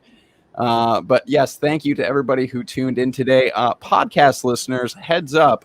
I won't have to keep talking about this pretty soon because you guys have 2 available here soon. You'll be able to find the entire episodes if you want to watch these. They'll be available on Twitter, Facebook, and on YouTube. All the links to this will be available in the SoundCloud description below. And if you're tuning into just the legislative rundown right now, also know that if you want to listen to this full episode, that is also available on SoundCloud as well. What do you got? Final thoughts, anybody, for today? Well, Jack says, well done, and I think he meant well done, but I'm so hungry right now that just made me want to go make dinner. So thanks for stopping by, Father Jack. It is past the start of dinner time here as well. So, yeah, thank you everyone for sticking in the long haul here. I appreciate it, and I certainly appreciate people participating in the conversation. I saw a lot of things going through chat that we didn't quite touch on. In terms of consequences people have faced when they could really just use some help, and yeah. So I thank you all for being engaged. Thank you for showing up, and hopefully thank you for taking this conversation and sharing it with people around you. And if you've got some ideas for things you want us to do a deep dive in, let us know. Yeah. Kristin, where could people email us? Outside of leaving comments on social media, or maybe where they're watching or something like that. If people have ideas, is there a place that they could also reach us? Alex, you answer that question. Where would you like them to email us? Oh, well, you can send emails to board@casa.org. takeaction@casa.org is another thing. If that's easier to remember. Okay. But yeah, there's multiple people monitoring those email addresses. So as long as you're not like calling us a bunch of names, we'll usually get back to you. I mean, unless it's Alex, Logan, and Kristin, or the other names of the board, you can call us those names. Those are appropriate. That's fine. But also, side note, I believe next week we're actually not going to be here. We're going to be taking the holiday weekend off. So we will be back. What does that put us at? I don't know what day that puts us at. I'm super ill prepared for this conversation right now. I think that would be July 10th. July 10th, yeah. July 10th is when we will return. So yes, we will be off next week. Everybody, you get a 2.5-hour break on your Sundays to watch something else on YouTube. But we will be back on the 10th. As always, same time, same place, 4:30 p.m. Eastern, 1:30 Pacific. Anywhere else around the world. Sorry, you got to Google it, something. I don't know, do some math. Maybe you're better at time zones than I am, and it doesn't take much to be better at time zones than me. But thank you one last time to everybody who tuned in. And if you have not yet joined CASA, please do head over to CASA.org, sign up, become a member. It's completely free. If you'd like to donate, we're definitely not going to tell you no. And you can also sign up for newsletters. Check out the blog every week that Kristin works really hard on. The site looks fantastic. Thanks to Danielle Jones. And I think that's it for us, though.